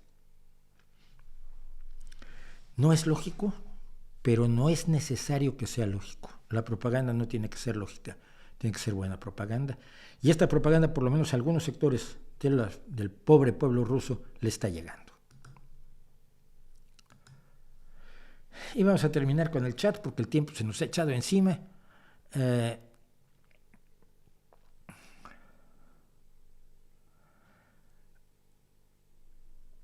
Es el gobierno el que marca las lenguas y sobre todo las palabras. No, el globalismo, no es no existe el globalismo, no existe una doctrina globalista, no existen señores que militen en el partido globalista.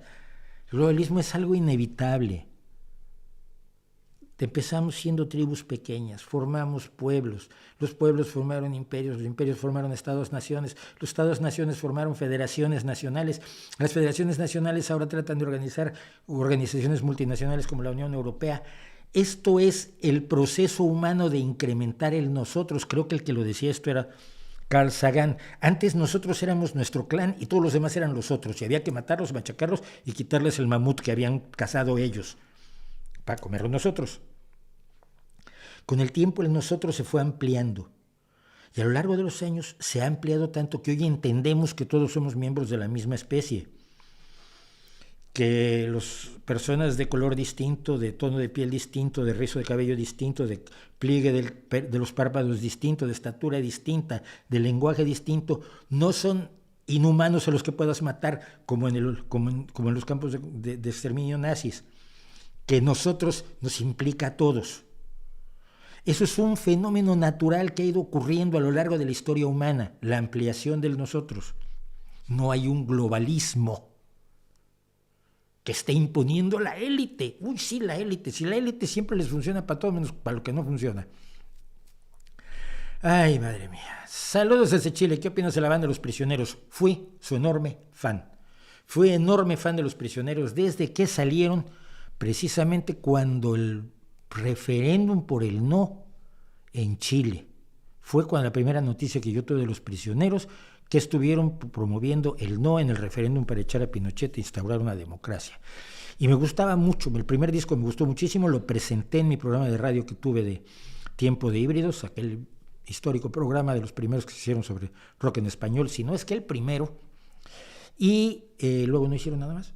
Siguen cantando las mismas canciones, Porque no te vas del país,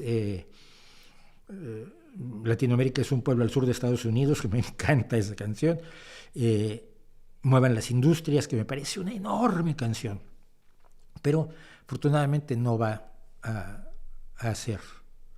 Desafortunadamente ya no hicieron nada más, digo, y no parece que vayan a hacer nada más. ¿Cuánto va a costar el curso de periodismo? No sé, lo menos que pueda. Yo creo que con 50 euros nos vamos a ir, más o menos, pero no significa nada. Me contestó Lorenzo Meyer luego de que le refuté la tontería de Estados Unidos quiere dejar a Rusia sin salidas al Mar Negro. No me contestó ni palabra. Voy a ver si ya me bloqueó. Veamos si ya me bloqueó. La historia es esta, la voy a contar rápidamente. Lorenzo Meyer, que fue un intelectual respetado en México hace muchos años, las cosas cambian. También yo era joven. Lorenzo Meyer publicó que Estados Unidos quería dejar sin salida al mar a Rusia y por eso estaba apoyando a Ucrania, básicamente pensando en la recuperación de Crimea y de Sebastopol, del puerto de Sebastopol. Y entonces, en su idea, si tú cerrabas toda la zona de Jersón y la península de Crimea, se la quitabas otra vez a Rusia y la devolvías a las fronteras que Rusia reconoció como las fronteras de Ucrania en 1991 y en 2 tratados posteriores, entonces Rusia ya no tendría salida al Mar Negro, con lo cual la hundirías económicamente. Entonces yo le dije, perdone usted, pero es que al sur de Crimea está toda la costa del suroeste de Rusia, donde está el mayor puerto de toda Rusia, que es Novosibirsk, y otros 11 puertos, y le puse los nombres, y le puse el mapa, para que viera que Rusia tiene salida al Mar Negro al sur de Crimea. Tú le regresas Crimea a Ucrania, que es su tierra, y entonces sigues teniendo no solo salida al mar, sino tienes el mayor puerto de Rusia, que da al Mar Negro, no da al Atlántico, lógicamente, ni tampoco da al Mar de Azov. Y no me contestó. Entonces, no, los que están en esto no están para contestar, no contestan. La gente que no da entrevistas, por eso hay que tenerle mucho miedo. Lorenzo Meyer no me va a dar una entrevista a mí nunca. Pablo Iglesias no me va a dar una entrevista a mí nunca, muerto primero. Juan Carlos Monedero no me va a dar una entrevista a mí, Milei no me va a dar una entrevista.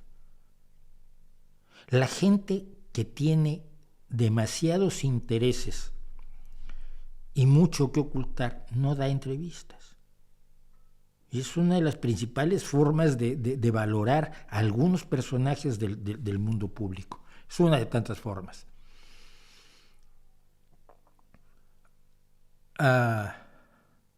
Gracias a Martín Ramírez Briones por decir que me admiran sus hermanos. Qué bueno. A ver si tú también. No, no es cierto. Nadie tiene que admirar. Admiremos ideas, no a personas. Mauricio, ¿cómo sobrelleva la muerte de un ser querido sabiendo que al morir éste deja de existir? Muy fácil. Recordándolo. Lo que sobrevive de las personas es su legado, es su memoria, es lo bueno y lo malo que hicieron, ¿no? No tienen por qué seguir existiendo, porque finalmente lo que vas a valorar de ellos es su vida. No estás pensando en su otra vida. Este era una muy mala persona y pateaba gatitos en la calle, pero seguramente ahora que ya está muerto se va a volver buena persona. No, no pienses en eso. Tú te acuerdas de lo que hizo vivo y dices, este desgraciado pateaba gatitos en la calle. O bien era buena persona, o bien sufrió una tragedia. Cuando piensas en cualquier persona que se haya ido, cualquier ser querido que se haya ido, piensas en lo que hizo en su vida. Piensas en por qué para ti es un ser querido. Y mantienes viva la llama, pero mantienes la viva llama entre los vivos, no en el mundo de los muertos. Mi abuela, por ejemplo. Mi abuela es cada día más sabia, porque me acuerdo de cosas que decía y digo, ¿cómo sabía tanto esta mujer que a duras penas leía, escribía y sumaba y restaba? Impresionante. Una mujer con una sabiduría infinita y una capacidad de querer a su gente que no se le acababa, no le cabía en el pecho el amor por sus nietos. Y si éramos 35, fíjate lo que se necesita saber querer para querer a 35 y quererlos a muerte a todos. Yo hablo de mi abuela. Yo recuerdo a mi abuela. Yo recuerdo cuando empecé a trabajar, mi primer trabajo, a los 7 años, despachaba yo en la cedería de mi abuela, en la calle de Mesones, en la Ciudad de México. Esos son mis primeros recuerdos. Recuerdo que vi la llegada a la luna del hombre a la luna con mi abuela. Recuerdo cuando descubrí que mi abuela era capaz de hacer magia. Le dabas leche y hacía queso. Y yo, que era un niño que nunca había visto eso, era un niño de ciudad, vi a mi abuela hacer queso. Dije, esta mujer hace magia. Es capaz de producir queso. Me apoyó cuando yo era un adolescente rebelde, cuando mi familia se me echó encima porque era yo ateo y a ella le daba igual. Y era muy religiosa. Mi abuela vive en mí, pero lo que vive en mí es la vida de mi abuela, no su muerte, no lo que ocurrió después de su muerte. Mi abuelo es un caso incluso más impresionante. Y tengo entradas de blog en No Que Importe, en el blog de No Que Importe, sobre mi abuela y sobre mi abuelo. Mi abuelo fue a México a fines del siglo XIX. Tenía 18 añitos o algo así. Cuando tenía, llegó bastante antes. Cuando tenía 40 años se casó con mi abuela. Como inmigrante triunfó razonablemente, decía yo, he contado que tenía la cantina El Gallo de Oro, fue dueño de la cantina El Gallo de Oro, la compró porque no la fundó él, y toda mi familia lo recuerda y recuerda cómo era con enorme cariño. Y nos enseñaron más o menos a tratar de ser como Fernando, que era una buena persona. Un hombre que quiso mucho a sus hijos, tuvo muchos, tuvo 11, tuvo 12 de hecho. Tengo familia de Fernando aquí en un pueblo a 20, 30 minutos de Gijón. Mi abuelo murió en 1930, el 6 de enero. ¿Qué habrá hecho por el pueblo que se le hacen todavía misas el 6 de enero a mi abuelo en el pueblo? ¿Qué habrá hecho por el pueblo?